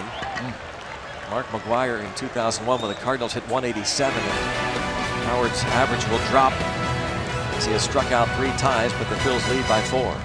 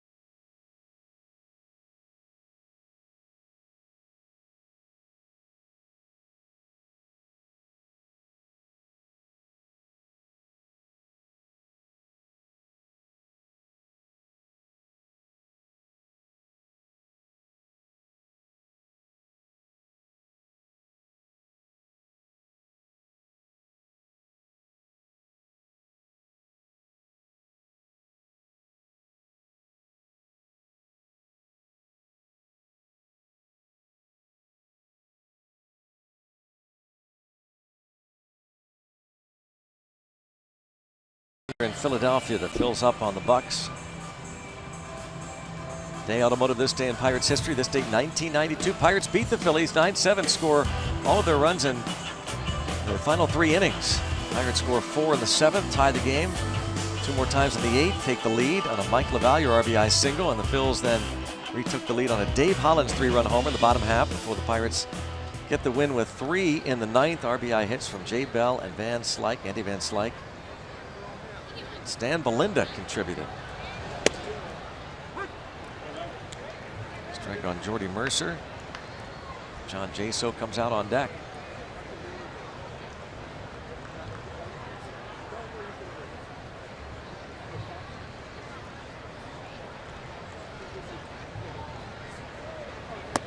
It was also on this very day in 1952 at Forbes Field, the Pirates become the first team in baseball to use protective headgear. Branch Rickey was the general manager of the Pirates, and he instructs an assistant, Charlie Muse, who would be a longtime traveling secretary for the Pirates, to kind of help perfect it. The Pirates eventually get the rest of baseball to start using the batting helmet. At the time, this was just a kind of a primitive helmet. Plastic hat with foam layer attached to a hat band. Branch Rickey ordered the team on this day in 1952 to wear this helmet both at the plate and in the field. And initially, players kind of scoffed at it. Said you're a sissy if you had to wear one of those things. Down on strikes goes Jeremy Hellickson. Even base coaches now have to wear it. Batting helmets. Cool Ball, the first base coach with the Rockies organization, was killed by a ball that hit him in the back of the neck. Line drive, Mike Coolball. It was back in 2007, which led to baseball ordering the base coaches to wear the helmets.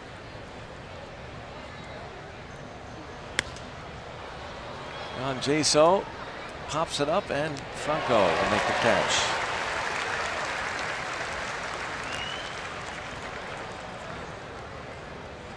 Jaso fouls out as a pinch hitter for Nicasio.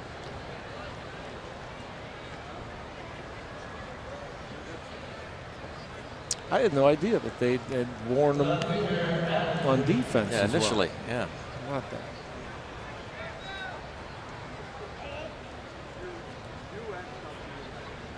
Now they eat out of them. Yeah.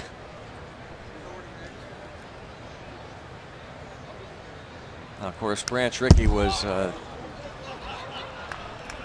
looking to protect his players, but it should be noted he also owned the American Baseball Cap Company. So he picked Charlie Muse, who had been in the Korean War, was with the Pirates front office, had him help run the company, design the first batting helmet. As Frazier pops this ball up on the infield, and easy for Franco, and a 1-2-3 inning, and wait, all of a sudden Hellickson on a roll.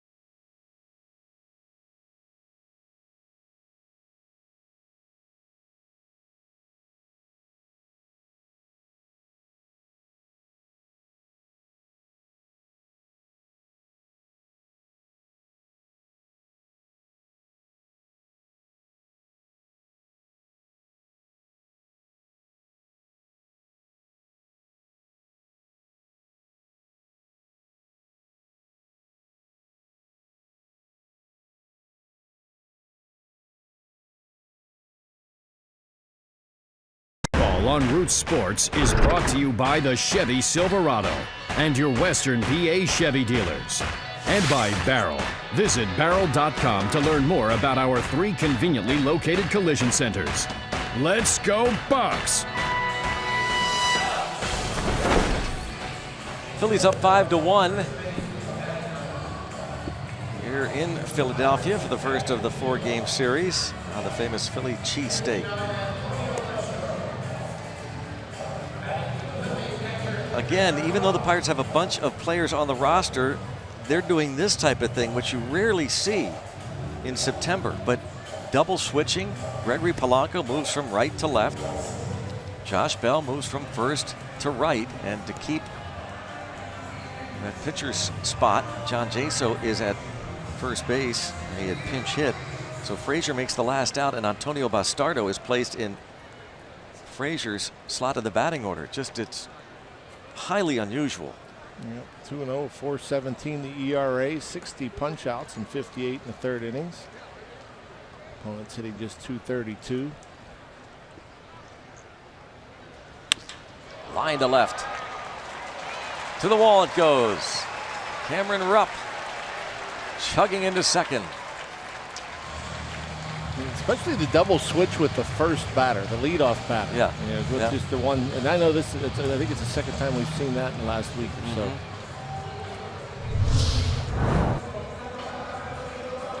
So first pitch fastball, short and quick, is Rupp.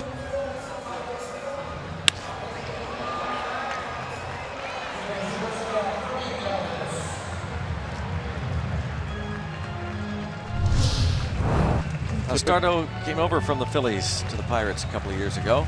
And it's rare to see Bastardo go more than an inning.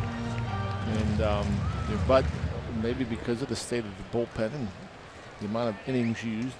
It looks like that's what they're looking for. One hurdle. For that double switch, trying to get more than just 1 inning out of Bastardo. That would be the reasoning behind the double switch. Freddie Galvis now batting right-handed, and as a lefty hitter in the second, our Yellowwood bringing the lumber gave the Phillies their first run to tie it against Garrett Cole. They would add 4 more. Galvis with his 18th of the season.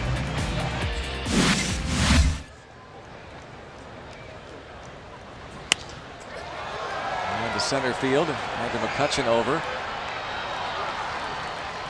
Oh, the slow-footed Rupp. A tag and move up.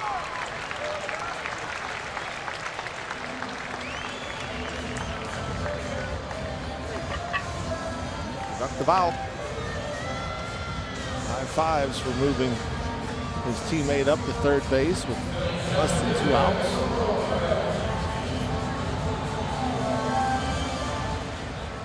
Bell Herrera has singled and walked.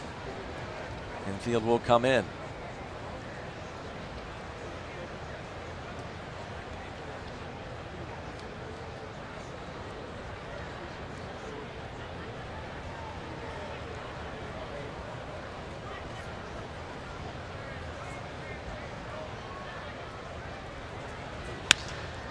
And Mercer, kind of a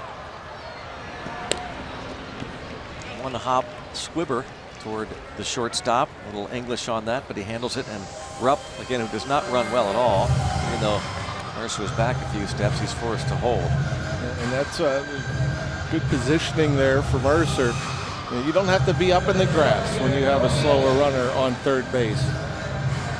You can afford to give yourself a little more range, put yourself in a better position to make a play.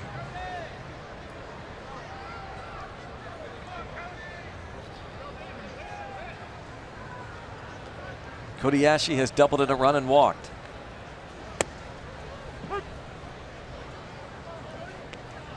Fourth-round pick 5 years ago out of the University of Nebraska. St. Charles, Missouri native Cody Ashe.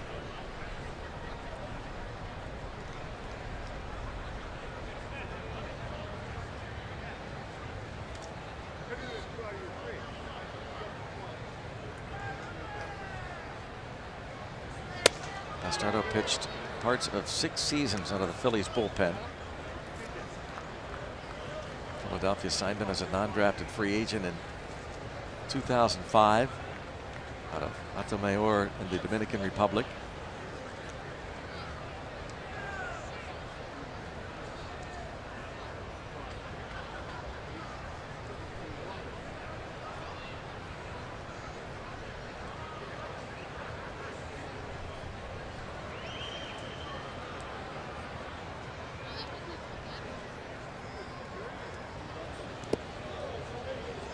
Cervelli keeps that runner there. 7 pitches for Bastardo. That was his first non-strike. Trying to get a chase. Good block. Cervelli, textbook. Getting down. Keeping the glove down. Using the chest protector.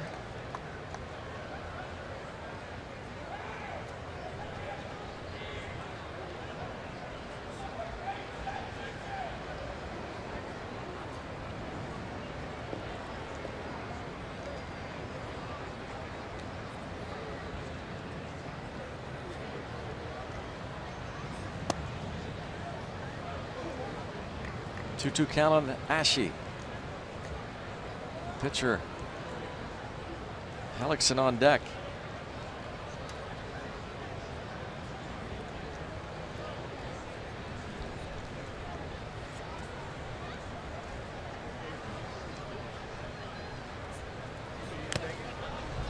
Just does get a piece. Ashe is hitting .238 against lefties. He's .208 against righties. I wonder if the Pirates didn't think about walking Ashe to get to Hellickson.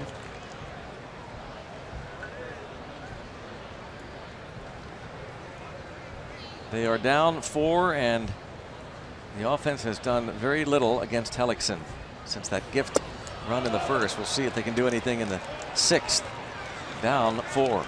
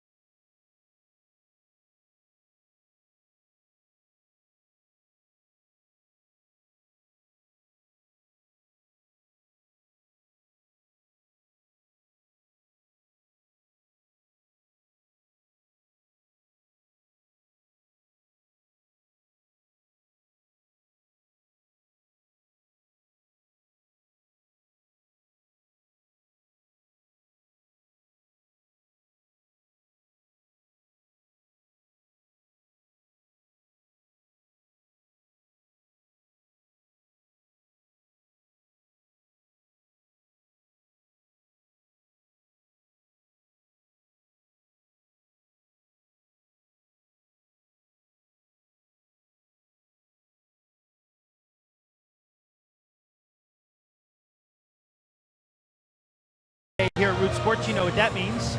As the Pirates trail 5-1 as we hit the 6th inning. It is Twitter Tuesday, and Stephen Brault will be our guest. He's a pretty interesting guy. Went to Regis University in Colorado so he could continue playing music, and also so he could hit.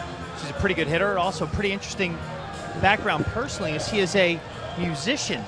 Plays in his own band and sings, and we've played his music right here on Friday Night Rocks on Root Sports. So send in your questions using the hashtag Bucks Tuesday, and we'll answer them tomorrow night. Greg and John. And he'll be pitching on Wednesday night. Well, it'll be interesting to hear what Stephen Brault has to say on Twitter Tuesday. Tomorrow, Josh Bell against Jeremy Hellickson. Takes the pitch in the dirt. The last man to reach against this veteran righty. Leadoff walk in the 3rd, and Later got Gregory Polanco to bounce into an inning-ending double play. Pirates with just 2 hits and a pop-up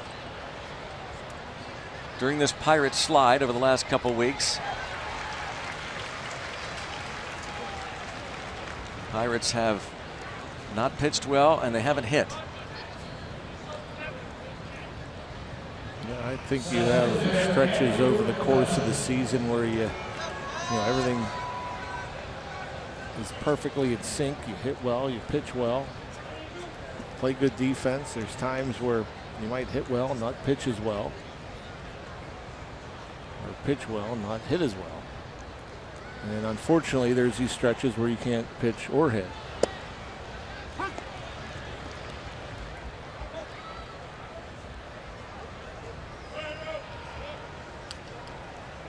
And when you look at the Pirates lineup as a whole,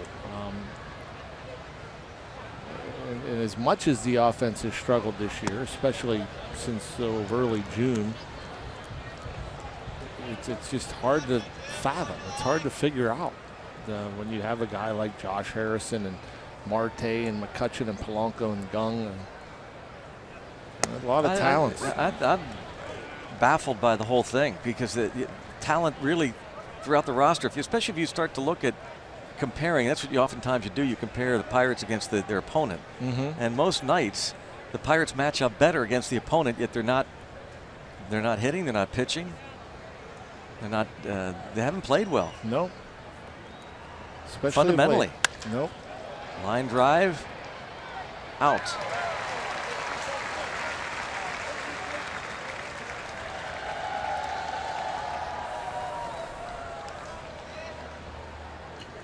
We talked so much about the approach early in the season, coming out of spring training, the on-base percentage, the opportunities.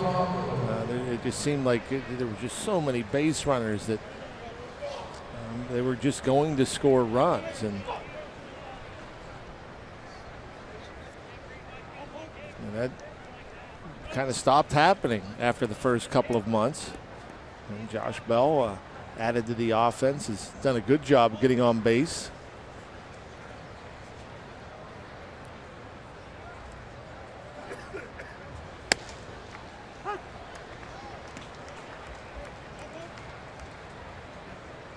Pirates handed a run in the first thanks to the error by Ryan Howard. Gregory Polanco hit the ground ball that went underneath the glove of the first baseman, scoring Josh Bell.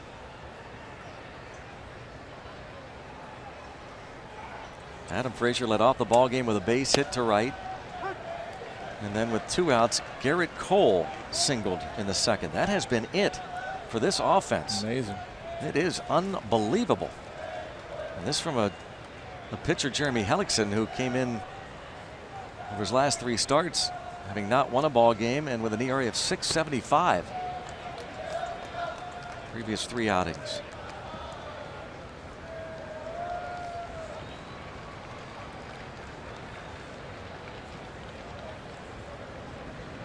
Searching for that offense, that winning combination.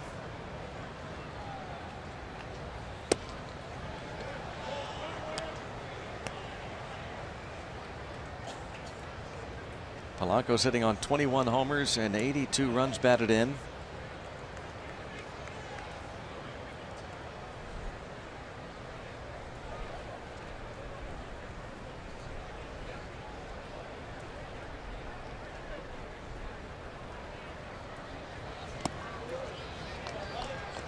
Continues to throw that changeup at Pirate batters.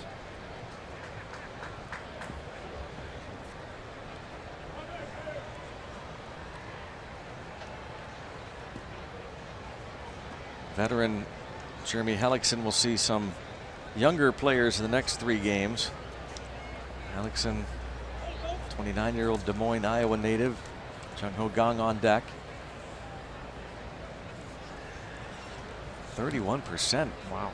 Yeah, that's a third of the pitches, changeups. Just 43% fastball.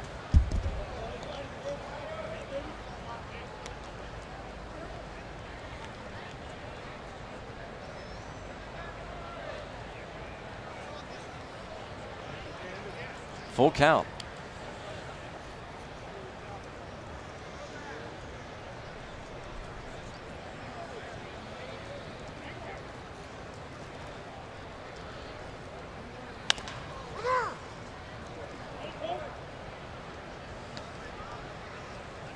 Pirates have always been a good fastball hitting club.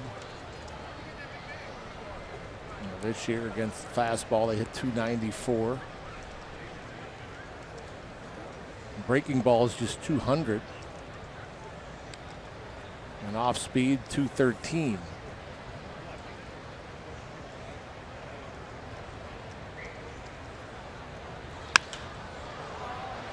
And a liner at the center fielder, and the Pirates go down in order. 11 straight retired by Hellickson.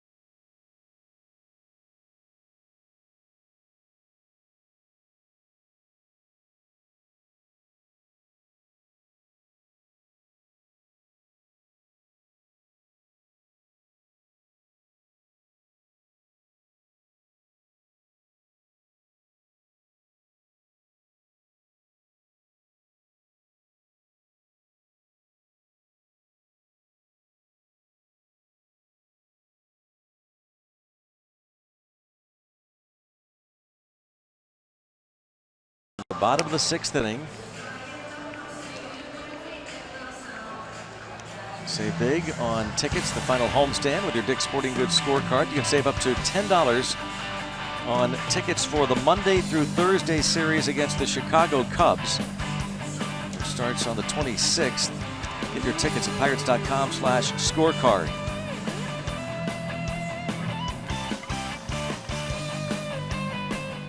Antonio Bastardo faces the pitcher, Jeremy Hellickson.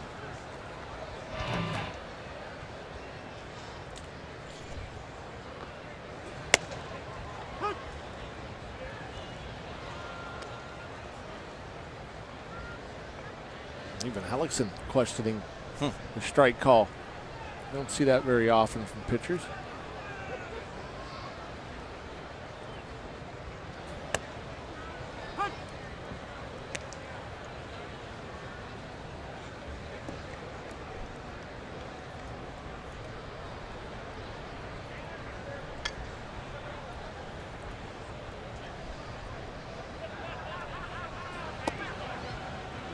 Pretty good eye. Thinking Antonio thought he'd get the chase on that one.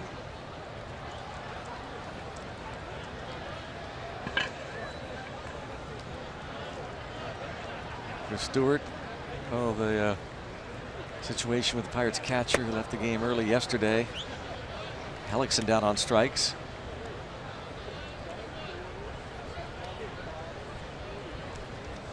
Ryan Vogelsong seated next to him, and trainers Ben Potenziano and Todd Tomczyk.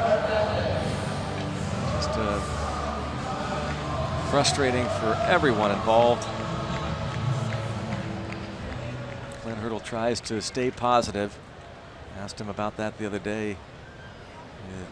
Watch his press conferences or talk to him before the game. The pregame scrum with the members of the Pittsburgh media.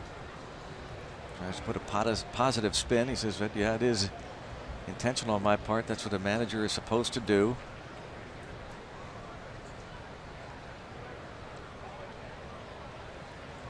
I asked him if deep down, is it tearing him up inside? So outwardly you don't show that you're hurting when you see your team losing, as is the case now.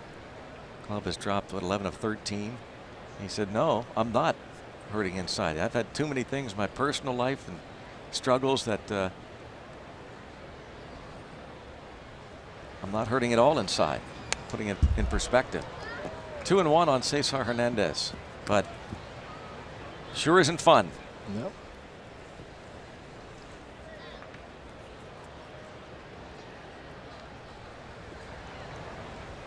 Hard not to be frustrated. Yeah.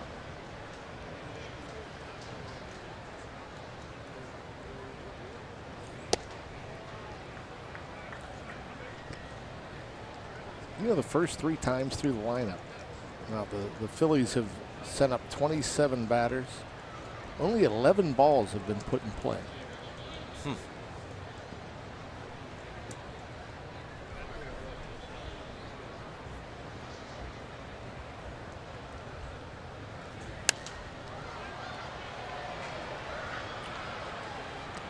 Pirates have the pitchers have walked 6, have struck out 10.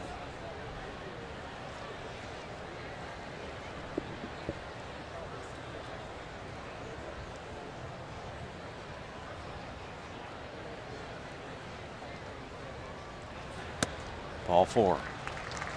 Bastardo, after the strikeout of the pitcher, walks Hernandez. That's the 3rd time that Cesar Hernandez has drawn a walk tonight. First free pass from Bastardo.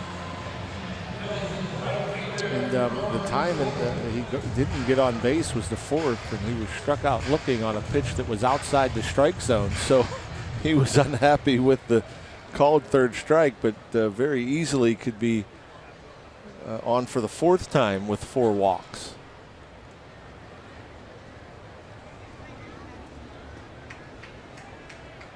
Attempted to steal in the 1st inning.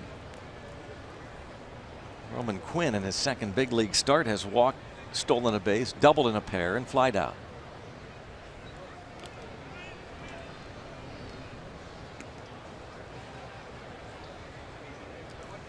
Mickey Morandini, Leechburg, PA, Leechburg High School. And Indiana University. That's what we're alum. talking about. Now you're getting there. Former Olympian. Yeah, I saw you talking to your buddy. John and Mickey Morandini, longtime friends, both Indiana products. What do you have to say about the Phils? Yeah, just, you know, long season. Got some good young talent. We've had some issues offensively. Pitched okay. Scrappy ball player. Mickey Morandini. Well, he played hard. Yeah. Phillies and Cubs. I think that was it. I think so.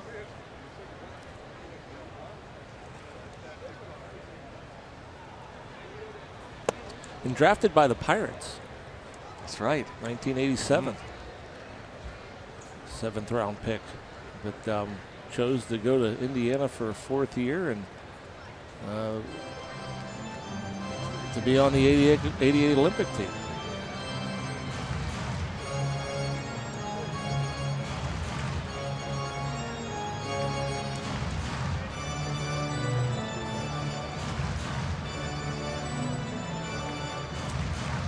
Pirate fans stole tomorrow. Sure they were hoping to see more than 6. Or see a better game from that guy's standpoint. He's more hits than 2. Yeah.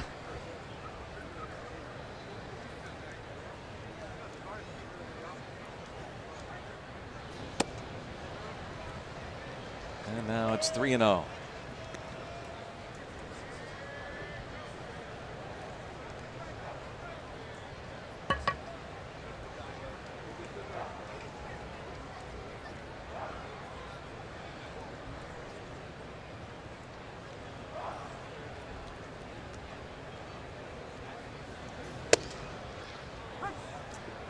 taking all the way the youngster, Roman Quinn.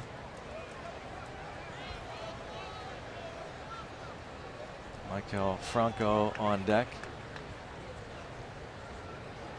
Roman Quinn from Port St. Joe, Florida. That's just south of Panama City. Florida Panhandle. And it's a high fly ball to deep center field. McCutchen.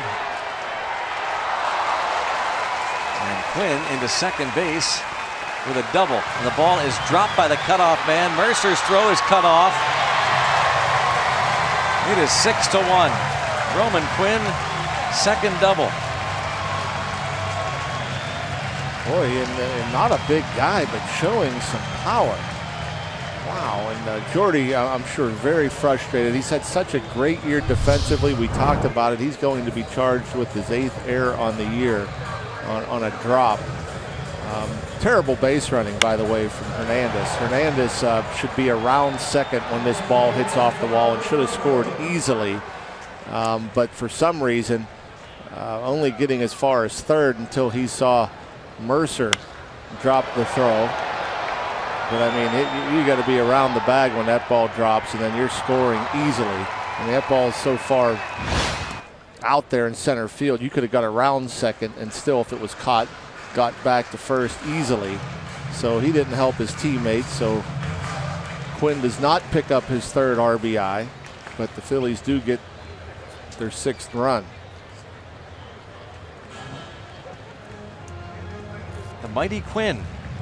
Wow, I mean, you don't expect that kind of power. And when he hit it, he almost looked like, you know, he came out of the batter's box like he picked up his first big league homer here tonight as well. I mean, you don't see guys like that, you know, not a very big man, go dead central. Jaso cut the ball off. Yeah, there may have been a why. play. Like yeah. At this point, no reason. What in the world would you cut the ball off for? Yeah, I agree there. I was surprised, and hard to say. Probably it was close enough to have a play at the plate. There's no reason to cut it off. There wasn't like you were going to stop the runner going from third or whatever, and it wasn't like the runner was scoring easily. I've said this a lot, unfortunately, the last couple of weeks during this slide, and you see it really, unfortunately, you see it all year from all types of teams. Not to make excuses, but it does happen. The bad base running, the bad fundamentals. Yeah, that could be a play there. And Cervelli, you see his reaction. Now, I assume that the same rules apply as far as cutoffs, and when a ball's thrown to a plate or a base, that if you don't hear anything, you let it go. Like for that instance, Cervelli would yell cut, cut, cut. Or if you don't hear him yell cut, you let it go. If there's a throw to third, and the third baseman, Gung, would yell to whoever the cutoff man is. You know, if you don't hear the voice, you let it go through.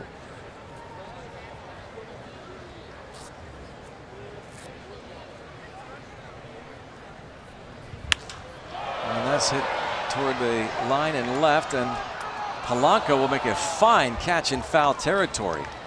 Excellent play to retire Franco for the second out.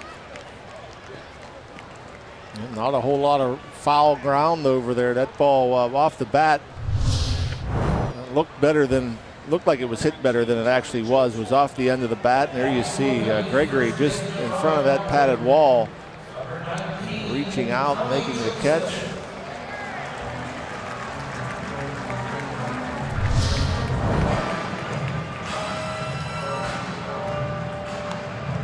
So he's there with 2 outs. And here's Tommy Joseph pinch hitting for Ryan Howard, a rookie who's tied for 3rd in homers among rookies in the league with 18.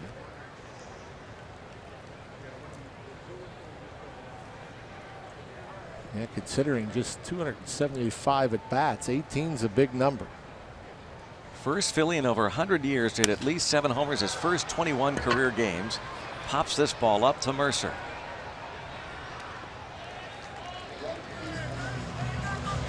Pick up another run. Phillies lead at 6-1.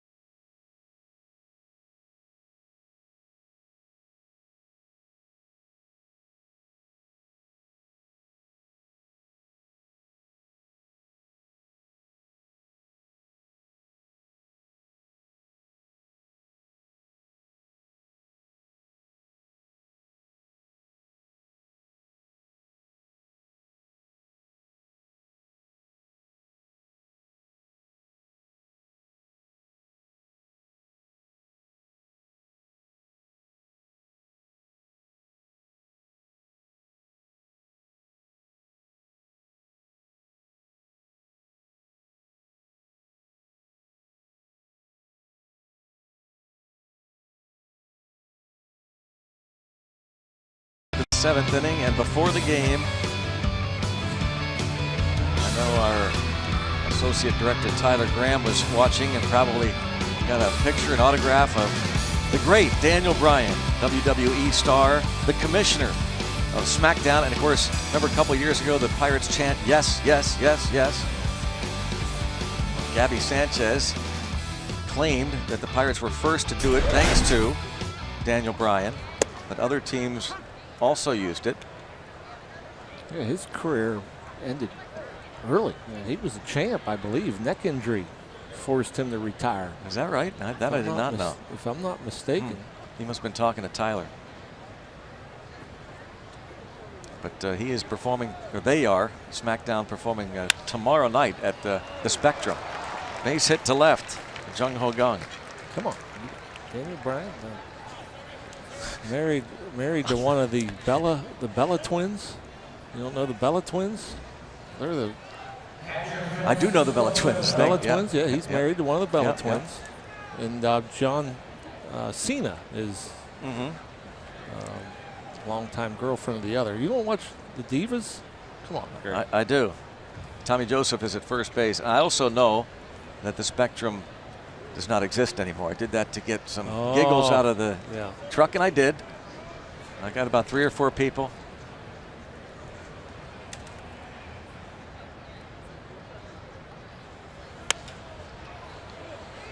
Oh boy, finally get a base hit and not a double play.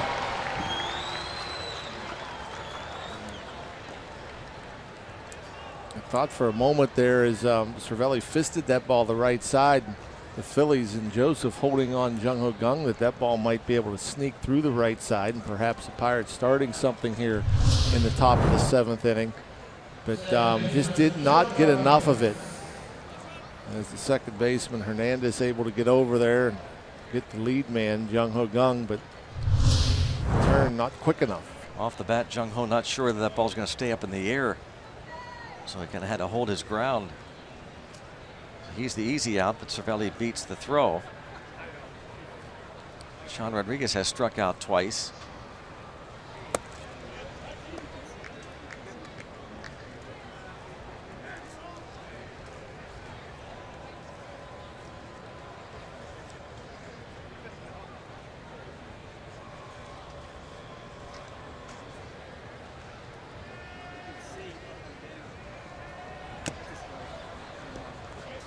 Now Hellickson, actually that might be his best fastball of the night in terms of velocity at 92 miles per hour.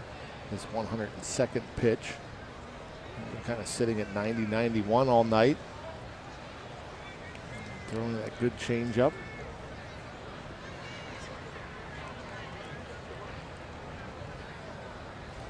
He's close to 30 innings over his inning count from last year. So they are getting ready just in case. Dubre Ramos.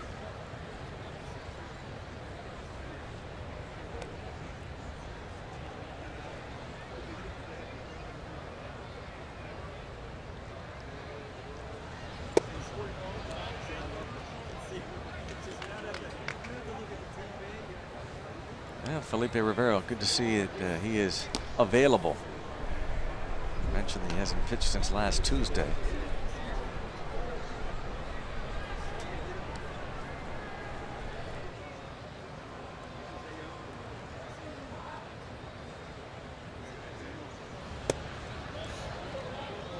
Hellickson continues to tempt Sean Rodriguez with that good changeup. Keeps throwing it on the inner part of the plate and having it fade down and away. Good movement, almost like a screwball when he throws it in there. Kind of breaking towards the right-handed hitting Rodriguez. And we'll see Rupp again set up down the middle and just see it fade. And Hellickson, when he wants to, can throw it for a strike. 3-2, not afraid to throw it.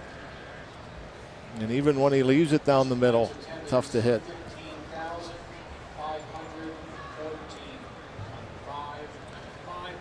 So far this year, when he's thrown that changeup, when ahead in the count, opponents hit just .084 against him.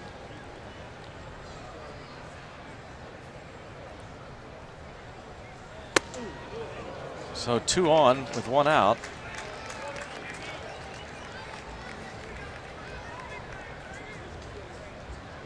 That's going to be it for Hellickson. Just a reminder, as you enjoy a cold one, to look forward to Miller Time later in the game, brought to you by Miller Lite. Hellickson hoping to get out of the 7th, won't be able to do that. He had retired 11 straight, but Jung Ho Gung led off the 7th with a base hit. Got Cervelli to hit the 1 hopper to second, and then the walk. And so Pete McCannon takes the baseball from the veteran Jeremy Hellickson, in line to win his 11th game. A crowd of 15,500 appreciates Hellickson's efforts.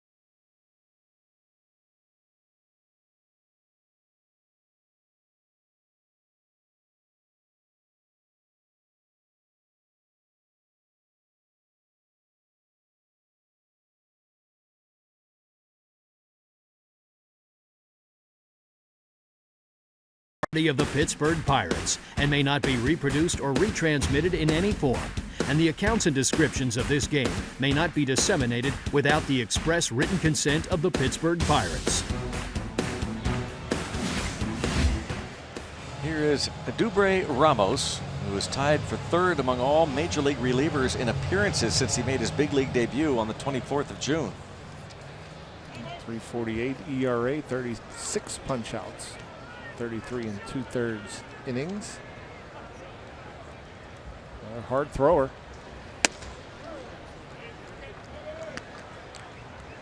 First one in there at 95. That's what he averages. Also throw a slider and a change. Mostly slider. Mostly fastball slider. An occasional change. Off the pitcher. And a nice pick on the other end by Joseph. Well, looked like it was headed up the middle, but unfortunate for Mercer and the Pirates that Ramos has it hit off his leg. Yeah, and probably would have snuck up the middle, and it's unfortunate not only because it hits him and it doesn't go up the middle, but it hits him and it doesn't go far enough away for Mercer to beat it out. He's frustrated. I'm sure Jordy Mercer's frustrated.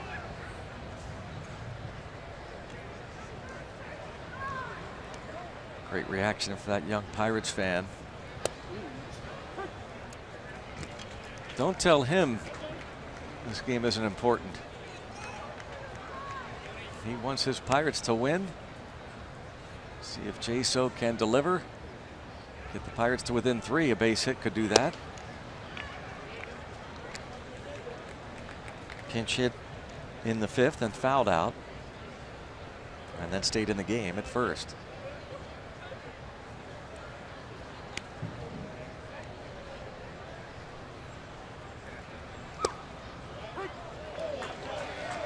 Jason didn't seem to care for that call.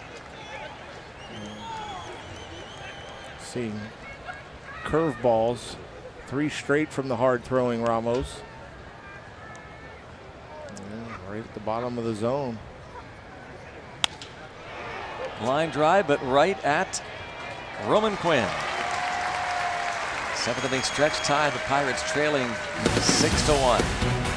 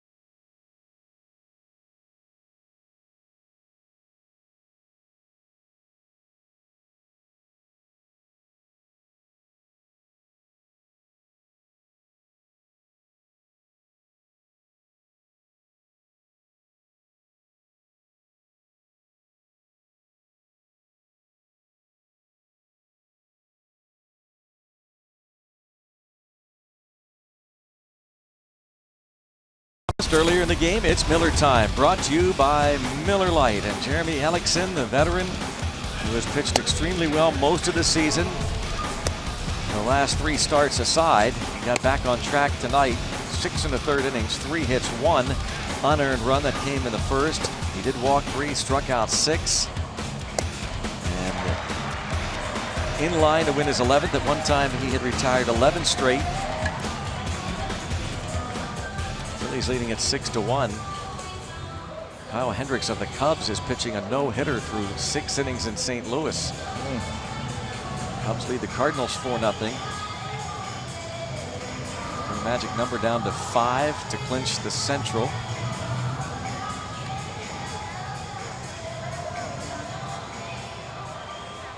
Pirates call on Felipe Rivero, 4th pitcher to work. Garrett Cole lasted only 2 innings tonight.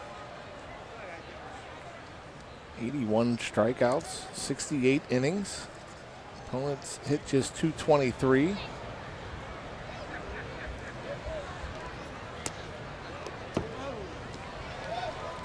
So you mentioned Hendricks. I did, yes. Kyle Hendricks is pitching a no-hitter tonight through 6. He got by far leading the league in earned run average. Leads the league in all Major League Baseball in soft contact. Yeah. See a Cy Young Award winner. Does he have enough wins? Wow. 2 pitches to backstop it, so now time called. Too strong since he hasn't pitched since Tuesday. And Clint Hurdle, is he okay? Again, he has not pitched in a while, so now Ben Potenziano out.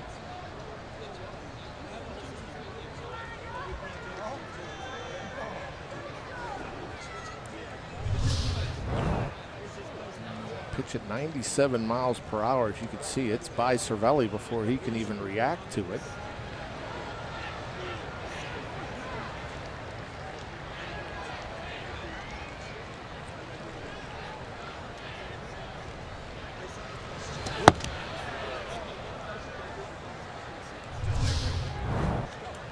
A long conversation, which leads me to believe that he's saying he's okay. Ben Potenziano, the assistant trainer, was saying, you have to be honest with us.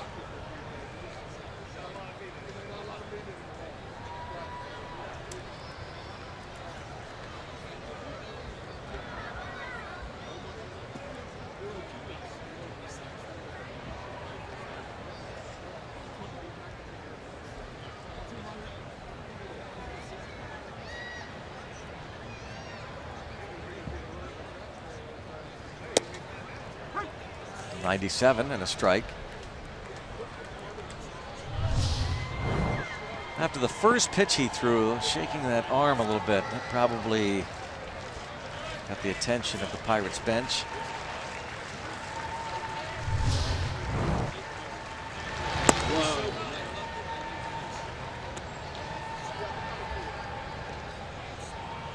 From the hard-throwing Rivero to the point you made about Kyle Hendricks, the Chicago Cubs right-hander who's pitching a no-hitter tonight, so far anyway, in St. Louis.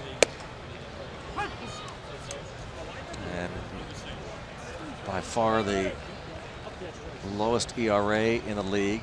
No one even close. The Cubs are batting in the bottom of the 7th against him. Does he win the Cy Young at 15-7 if he gets a win? And there's in ball 4. His average fastball speed 87.9. Kyle Hendricks ranks 78 out of 82 qualifiers. Wow. 2 of those are knuckleballers. Watch the drive to the pennant with MLB.tv Premium. Watch every out-of-market game live in HD on over 400 supported devices. Enjoy free subscription to At-Bat Premium. Blackout and other restrictions apply. Visit MLB.tv.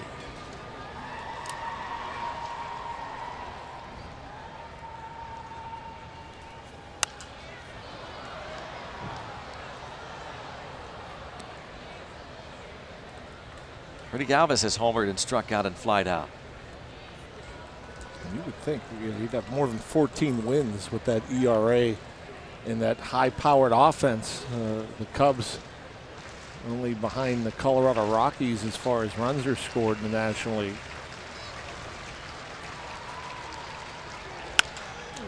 Rivero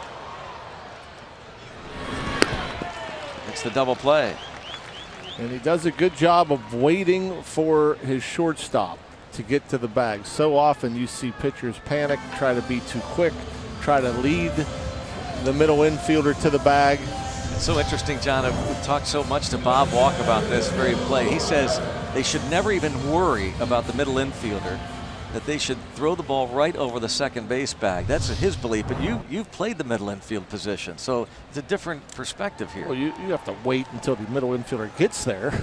I mean, if you just throw it over the bag and the infielder is not there, I mean, it's kind of useless, but it's easier for the middle infielder if they get there.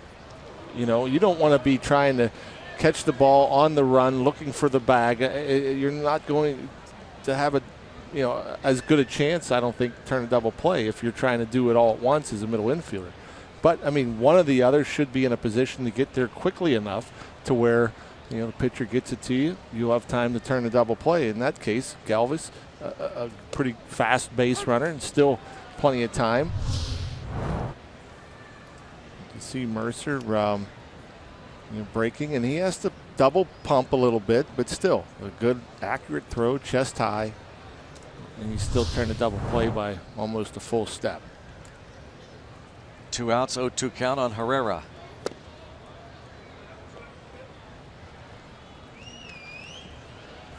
Single walk, 1 hopper to short.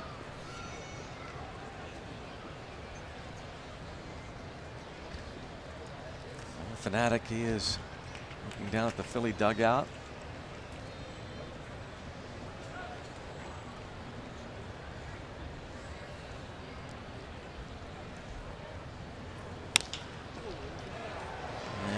Desperate dive. No chance for Rodriguez. Herrera on base for a 3rd time.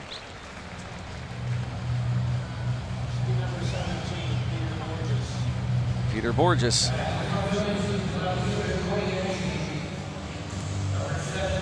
A pinch hit.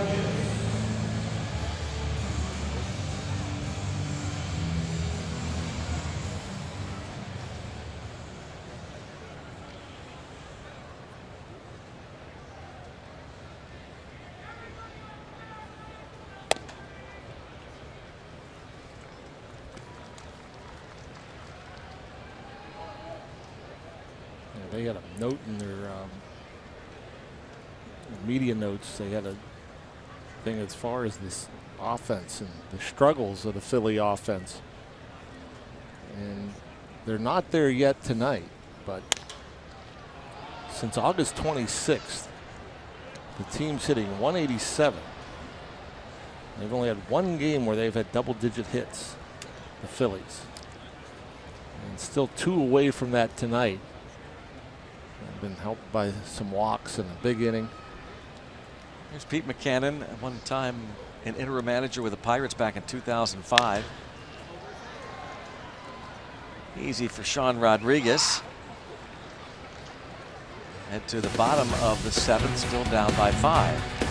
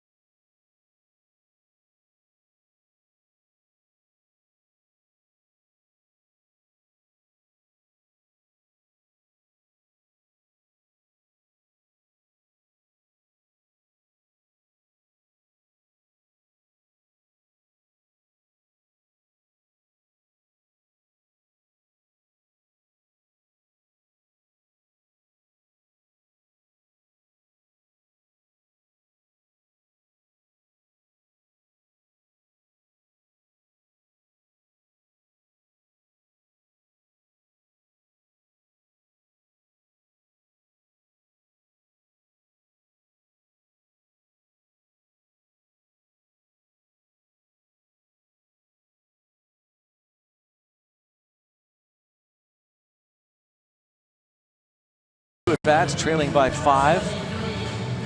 Peter Borges stays in the game to play right. And Roman Quinn, who started the game in right field, moves to left. New pitcher for the Philadelphia Phillies is Hector Neris. And Matt Joyce will pinch hit for Felipe Rivero. 91 strikeouts, 72 1/3 innings, just a 2.36 ERA. Opponents hitting at a 196 clip.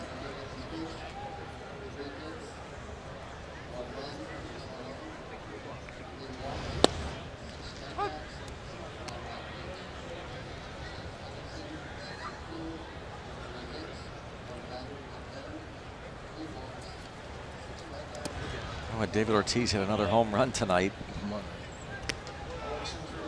33rd home run of the year. Ortiz's 536th career home run. He ties Mickey Mantle for 17th place on the all-time home run list. Oh, nasty split there. That's pitch he throws as much, if not more so, than his fastball.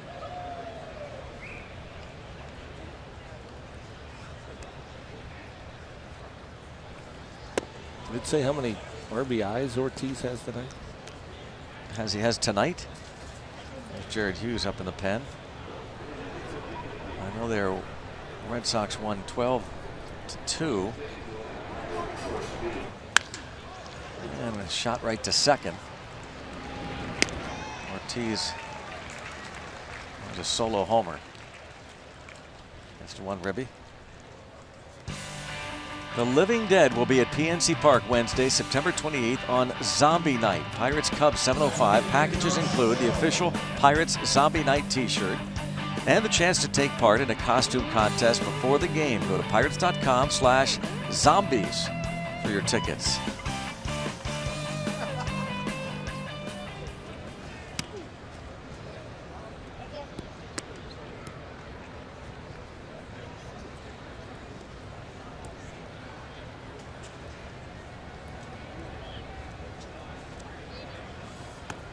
Happy Phillies fan, not so happy Pirates fan. Reason I asked, you marvel at the American League, the RBI leaders, all older guys, the top three at least. Encarnacion's been around a while, 115. Pujols came in at 110. Pujols still driving in runs. And then David Ortiz had 110 going into tonight. So he's over that. If he only had the one RBI, he's at 111. That is something. Ortiz still in the top 6 in hitting. Yeah, one of the arguments for the DH is it allows guys to extend their careers, right? Yeah. That's one of the argument of the proponents of the designated hitter. But I thought about this yesterday, and I'm sure we'll talk about it again tomorrow night. What about pitchers like Ivan Nova, Francisco Liriano, A.J. Burnett? Pirates have said that, and the pitchers admit it, that it has helped them coming to the National League and being able to face pitchers in the 9th spot. Broken bat bouncer. So when you can always counter these arguments when you're debating proponents of the DH, don't let them get away with it. That's the point. I mean, I don't understand why there's a push, if there is a push, to get rid of or put the DH in both leagues. I just don't understand why you would. Well, I've heard people argue that it's not fair when American League clubs come to National League ballparks. Chin music, that fastball riding up and in on Andrew McCutchen. I don't know which manager said it. An American League manager whose team is in the postseason hunt and having to play National League clubs this month in National League cities, saying it's easier for them to find a DH than it is for us to have a pitcher bat. It's not fair. Basically, National League clubs should go to American League teams in September, American League cities. I disagree, because you could say what you want. I mean, I think for the most part it's still a wash. I mean, they lose a big bat out of their lineup, but the National League doesn't have DHs sitting around, whether expanded rosters or not. They're basically using a bench player as a DH.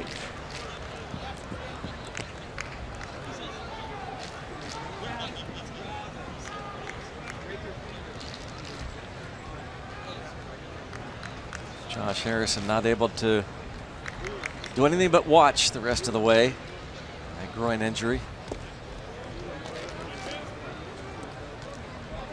But he's still out there talking baseball with Ryan Vogelsong. H.K. Kim, one of the translators behind them.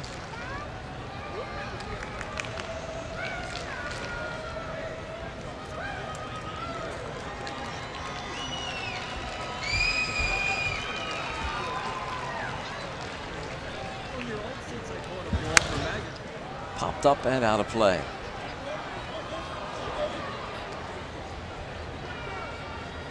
McCutchen has walked, fly to left, lined out to right.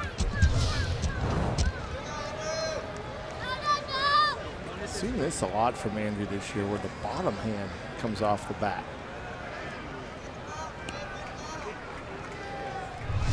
And then strikes out.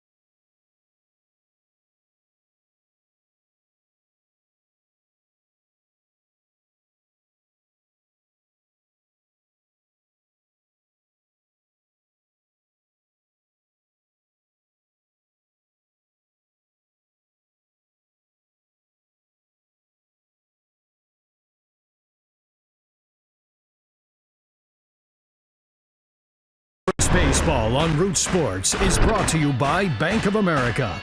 Life's better when we're connected. By Kenny Ross, Total Confidence Pricing. And by Levin Mattress, the official furniture and mattress supplier to the Pittsburgh Pirates. For the best quality, service, and value, shop Levin's. Let's go Bucks! 6-1 Philadelphia, going to the bottom of the 8th inning. Pirates fans hanging in there, as are Phillies fans.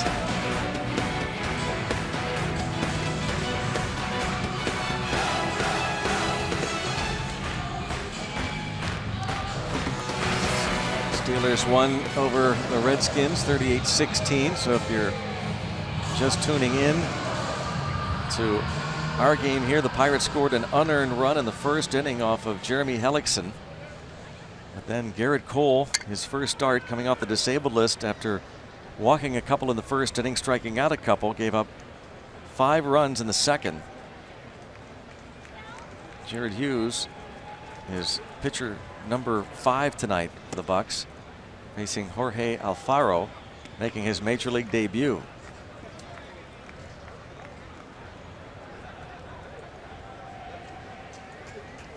A Colombian native, 23-year-old, who came over in the Cole Hamels deal.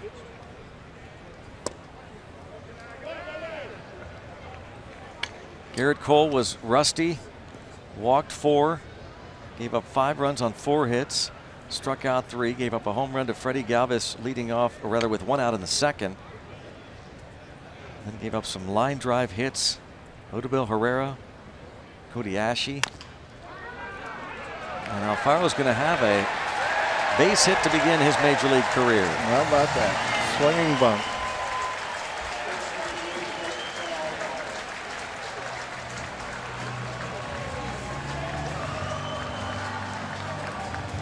Take it anywhere they come. I mean, you'd probably rather have a homer, maybe a gap shot, but a swinging bunt is a hit. And you'll take any hit you can get.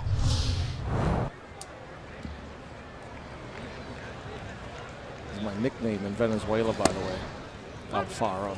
Why is that? He's a guy that, when I went down there to play in Caracas, the guy that used to play third base, his name was Jesus Alfaro. And so every time I went to the plate, they wanted Alfaro. So I heard Alfaro, Alfaro. How about that? Every time I made an error, Alfaro, Alfaro. Because he was on the bench then. Rodriguez gets the lead man. Alfaro can run a little bit too for a big man. Hustling to second. Hey, look at this. The fake ball switch. They finally figured it out. Now, of course, it's been done so often that do you think it fools anybody ever anymore? No chance. Every team does it now. They pretend to throw the memento, the baseball. In this case, the first hit for Alfaro into the stands. But a little sleight of hand. They had kept the baseball. And he's all smiles as he picks up his first big league hit in his first major league at bat.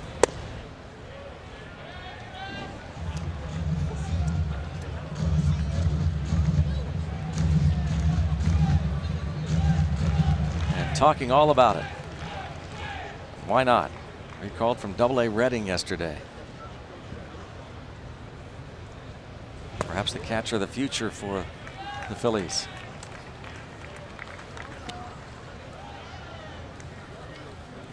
Cole Hamels was the big blockbuster deal last summer. Brought in a handful of prospects.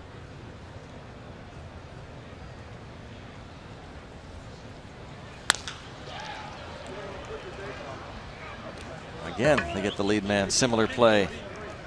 Let's go downstairs to Robbie. Well, we talked earlier about the Bradenton Marauders winning the Florida State League title, which leads us to this Point Park University Instagram post by Trevor Gooby. And how about that? The photo, team photo of Michael Ryan and the boys collecting their trophy. What a night it is for the Bradenton Marauders. They win 3-1 in the best-of-5 series over the Tampa Yankees. They do it at McKechnie Field. They're going to have some kind of fun tonight down there in Bradenton. So big congratulations go to everybody. You mentioned Trevor Gooby, also Nate March broadcasting his final game, Greg and John, for the Marauders. He will not be returning to the team next season. I was going to say, I wonder if we could put that back up and we could point out Trevor. Second from the right. With the glasses. Glasses. Nate March also in that shot up front in the blue golf shirt on his right knee. And I think we also on that shot had the intern Justin, who in spring training was asking everybody where the key to the batter's box was. Right, yeah. It went on for weeks. Yes. Finally, somebody let him in on it.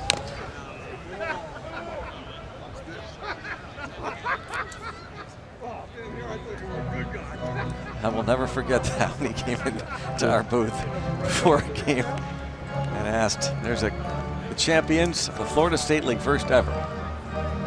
Again, congratulations to Michael Ryan and the crew, the Bradenton Marauders.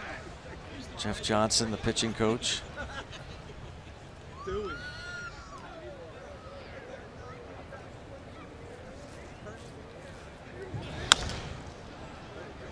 Bounced foul. Franco, one hit in 4 at-bats with an RBI ground out in the second.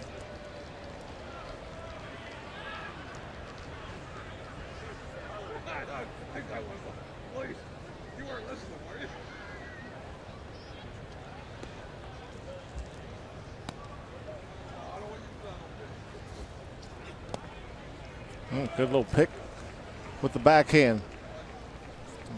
Jared Hughes tried to go to the slider to get the chase.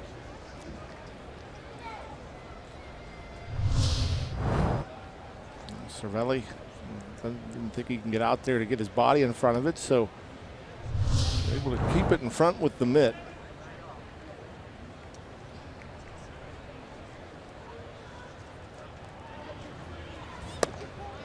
Got him. Last chance for the Pirates. It's not a save situation, but Jeanmar Gomez will be coming on for the Phillies.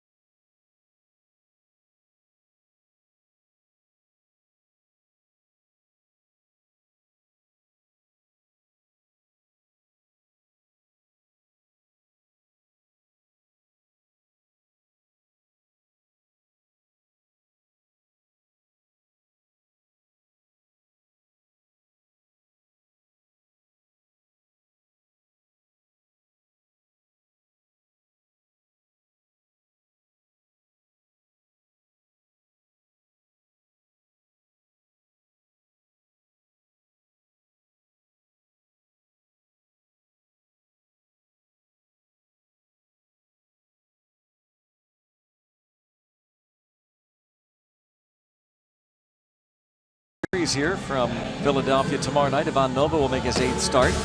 He's won 5 of the first 7. And he'll be opposed by Alec Asher, who pitched 6 shutout innings in his only start this season. Had a .931 ERA and 7 starts last year for the Phils, then suspended for PED use.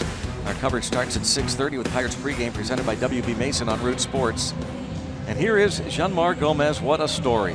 36 saves, 4th most in the National League. Pretty remarkable. Good man. Yep. Gomez is obviously not a saves situation. A 3.34 ERA. Not a lot of strikeouts for a closer.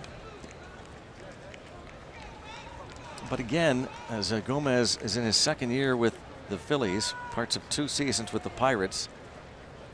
And Gomez was a long man, spot starter. Anywhere Clint Hurdle asked him, Ray Searage in the ball game, he took the ball without any fanfare, any discussion. Glad to do it. Solid guy.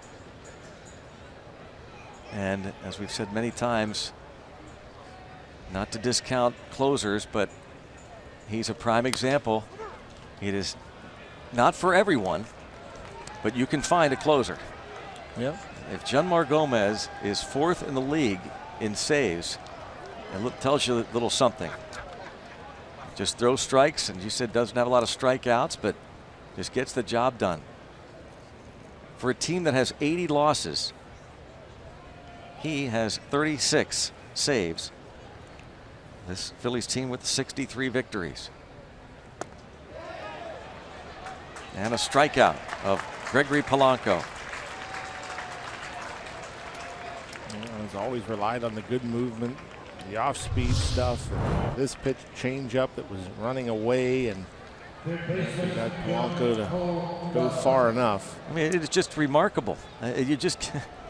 People talk about closers and how the money people spend on closers. Yeah. This Jeanmar Gomez, 36 saves.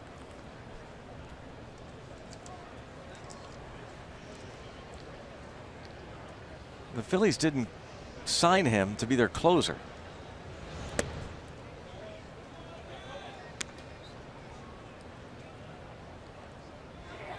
And typically, when you get to a closer, very rarely do you have a pitcher groomed as a closer. They end up being closers. But I mean, it happens where a guy is a closer throughout.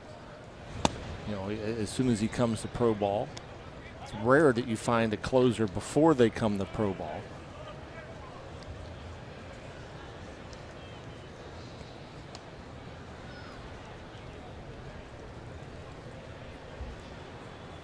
Again, not a save situation, and he's trying to make it quick and efficient so that he'd be available tomorrow for Pete Mackanin.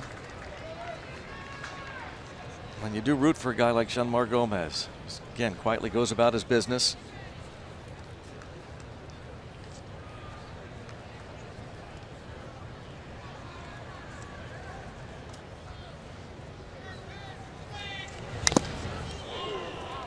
Pirates with just 3 hits tonight.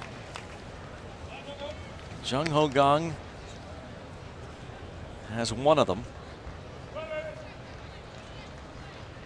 Francisco Cervelli, he's 0 for 3. He's on deck.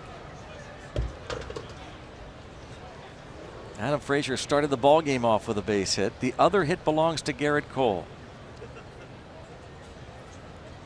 Pirates about to lose their 12th in their last 14 games. Kang going to try and beat it out.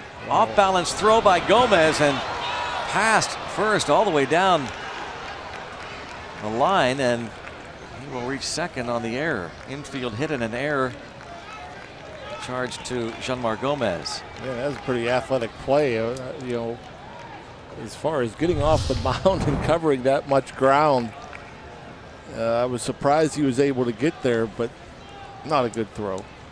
Nowhere close to the first base bag. Get a good angle of it here, see how far off line this throw was. He's almost too athletic. Yeah. Because he got to that ball as quickly as he did. He figured, okay, I'm going to try and get the out. He had no chance.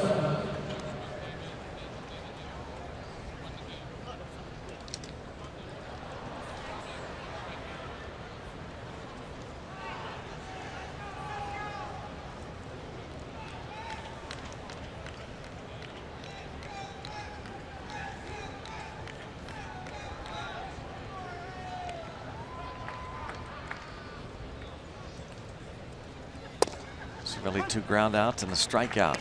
Jeremy Hellickson, unless the Pirates pull off a remarkable comeback, he would go to 11-9. Garrett Cole lasted just 2 innings, fall to 7-10.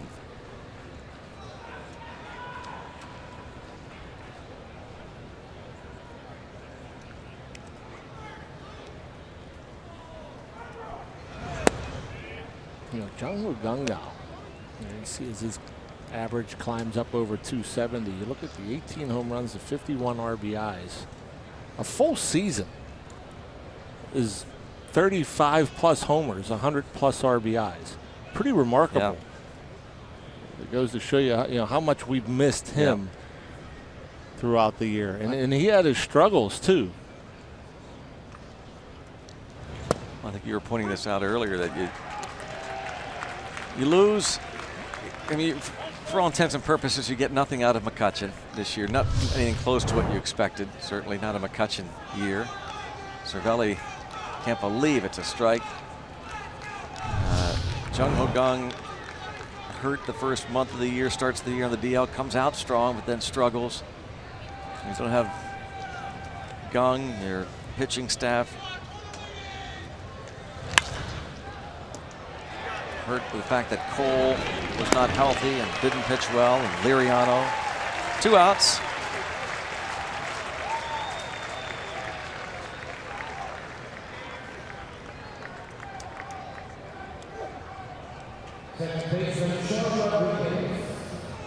Francisco Cervelli saying something to Sean Rodriguez, probably saying something to Rodriguez that Jeff Kellogg will hear. Yeah. But basically, you might have to swing at anything. This guy's strike zone, but as you saw on the grid, it was a strike.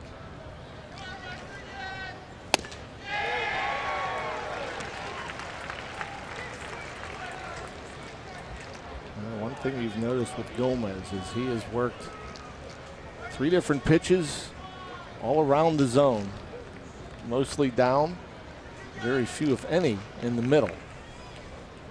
And that's what makes a good closer as well. It's not always the great stuff. It's late movement.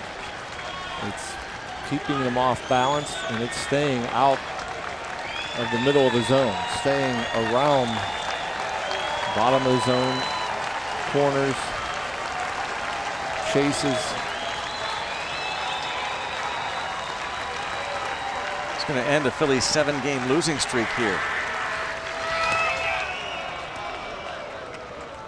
Had lost each of their last 7 games in this ballpark. The longest losing streak in this ballpark's history. It opened up in 2004.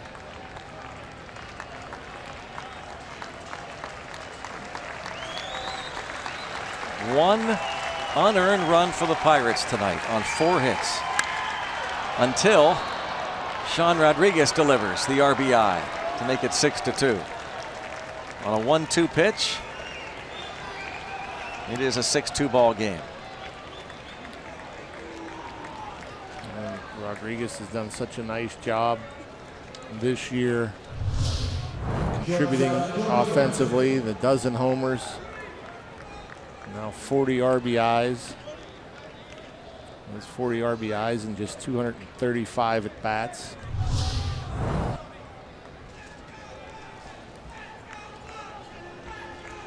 Now it's Jordy Mercer. They will give Rodriguez second base. Defensive indifference.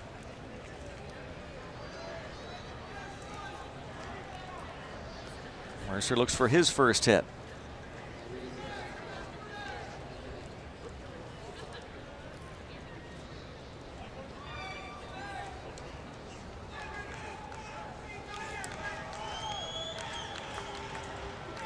One ball, no strikes.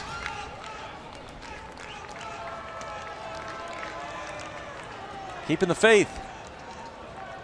You can hear that gentleman around this entire ballpark. Sparse crowd.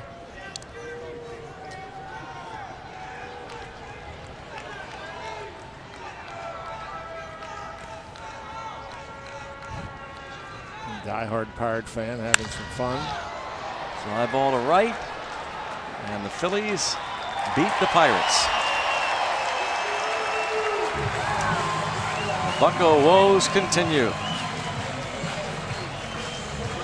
So the mighty Quinn, Roman Quinn, the rookie in his second big league game, went 2 for 4, drove in a pair, was on base 3 times. Freddie Galvis, the home run that tied it, his 18th of the year, came in the second inning, and the game really determined on that 5 spot in the second against Garrett Cole. But the offense also continues to struggle. The Pirates have lost 12 of their last 14 ball games. It's just been a struggle, and it's been frustrating. And you know, these Phillies are young; they have a lot to play for. They're hungry. They're looking for positions. The Pirates just reeling. And just a quick look at the standings: the Phillies just have 5 fewer wins than the Pirates. Hard to believe with the way they started out, but yeah, the Pirates struggles continue. We'll go back to Robin Teak.